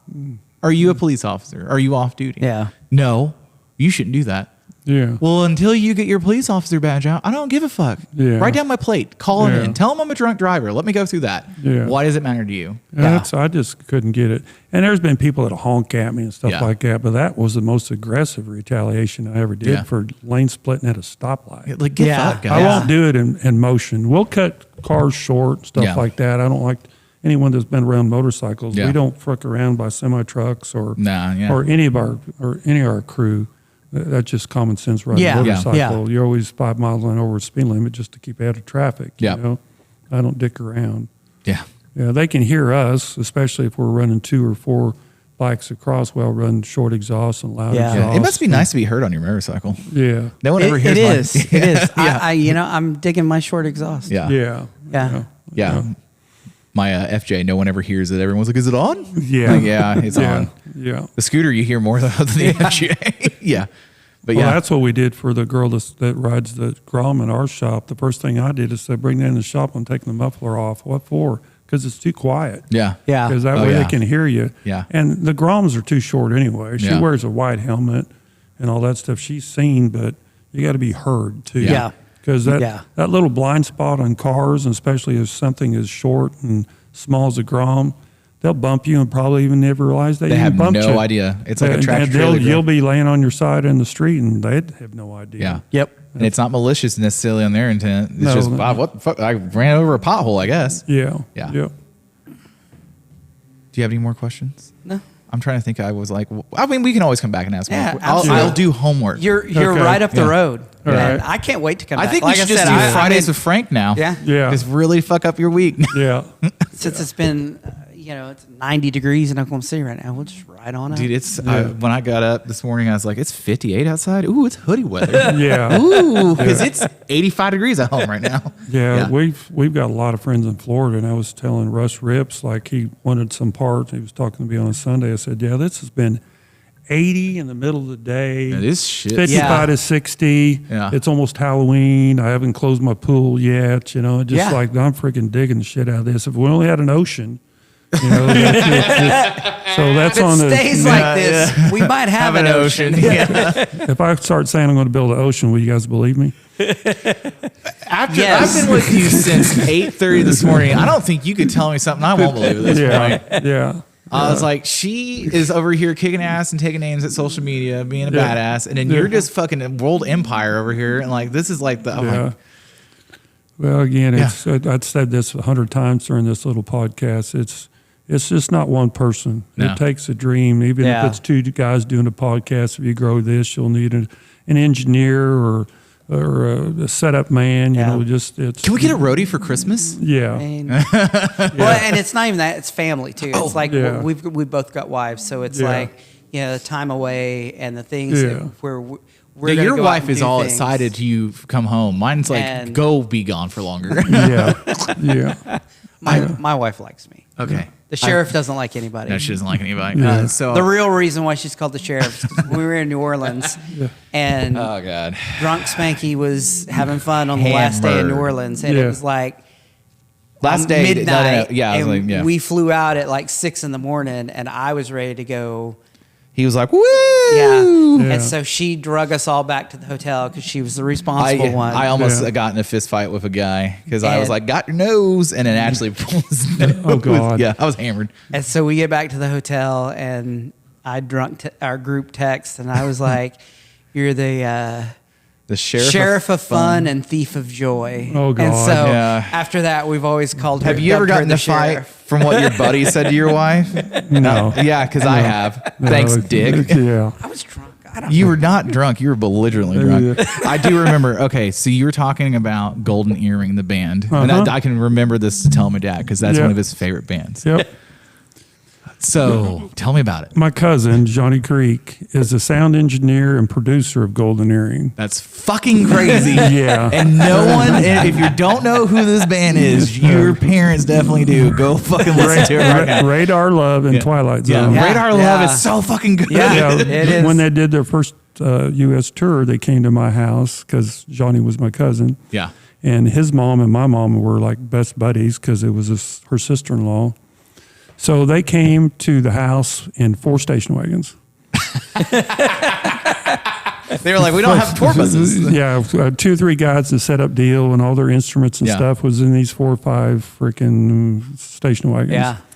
And they stayed at my house for 3 or 4 days. That's so fucking crazy. Yeah, and they're freaking the drummer of Golden Yeah. Earring is one of the best drummers in Oh, yeah. rock and roll history. If you look Yeah. up Yeah. their last concert in Holland and stuff, the way he does his foots on the bass, I'll send you the link. Yeah, dude, it's nuts. It's nuts. And the guitar players were good, and Johnny helped him produce Golden Earring's Yeah. big hits, Yeah. The Twilight Zone and Radar Love. He was the mastermind behind all that. And when they stayed at my mom and dad's house, I was just probably 15 or 16 years old. She went through all their luggage in the middle of the night. And I remember we had this deck that looked, and they were out there in their little Europeans, what are they? Speedo thing. Speedo Yeah. deals. Like Yeah. that wasn't in their Yeah. a You're like- European cut Yeah. V-neck, Yeah. little armless little Right, T-shirts and right. shit. White as As it goes, Eskimo, yeah. polar bears. Yeah. I'm trying to get that Missouri tan on from Holland, In the middle of my night, my cousin catches my mom going through the luggage like Tanta John, which is Aunt Janie, is, what are you doing going through the luggage? I got 2 young boys. I don't know if you guys got drugs or whatever. And, Weapons. And they were going town to town, as a rock star, trying to pick up girls at the local bars back in the Right, deal. right. Pretty cool. They were pretty successful at and tried I to bet bring them they back, were. whatever. But yeah, that's kind of a cool legacy of my family tree. When they came through, was that before? They just got that. That's why they're on the U.S. tour, Okay. because of those 2 hits. Okay. Yeah. Yeah. And the whole story, and they're still viable today. It's the longevity of a rock band having just 1 song or 2 song hits. Yeah. That was decades ago, and they still live Yeah. off those 2 songs. Which is nuts. And they're very well to do. They got houses all over the world, and Johnny has his own recording studio. He spun off from Golden Earring to start producing other bands and stuff. Yeah. So from that. That's really, if you want to make it big in the music industry, guys, that's realistically how you do it. Look at Rick Rubin. Yeah. Yeah. Yeah. Like, he's produced everybody. Yeah. Yeah. Yeah. If you can do Johnny Cash and Mos Def, I mean, Yeah. Yeah. Yep. Yeah. That's, I can't wait to tell my dad about that. Yeah. He's like, what yeah. the fuck? Yeah, look at their album, Yeah. Produced and Engineered by Johnny Creek. That's With a K. Awesome. Yeah. Yep. That's so cool. Yep. Well, huge fan of your story. Yeah. Can't wait to Thank come you. back and do this again. Huge, Yeah. huge fan Any of problem. your products. Yeah. Yeah. And I got to buy like, something that I can put some of your products. Yeah. Yeah. Everybody calm down. I'll get an It's- episode. that's it's been awesome listening to it and like Thanks. touring it, seeing everything, and And now we just like, got to come back when it's all done. Yeah. Hopefully we'll be done in the next 45 days. I was like, don't say the timeline. Yet. Yeah. Hey, this is secret time. I already seen it. Yeah. So Yeah. it'll happen. Yeah. Yeah. Yeah. Well, until next time. Thanks you very much, guys. Thank you very much. Okay. Thank you, Megan. Thank you, Megan. It's been You did your great. own episode. We're gonna have to come up and do it Yeah, again. yeah. Because I have a million questions for you. Because I actually had people ask questions about you. So yeah, don't worry. Photography, working, social media and whatnot. All right. Yeah. Okay. Bye. Next time. See you guys. See you later. Love you guys. Bye. Bye.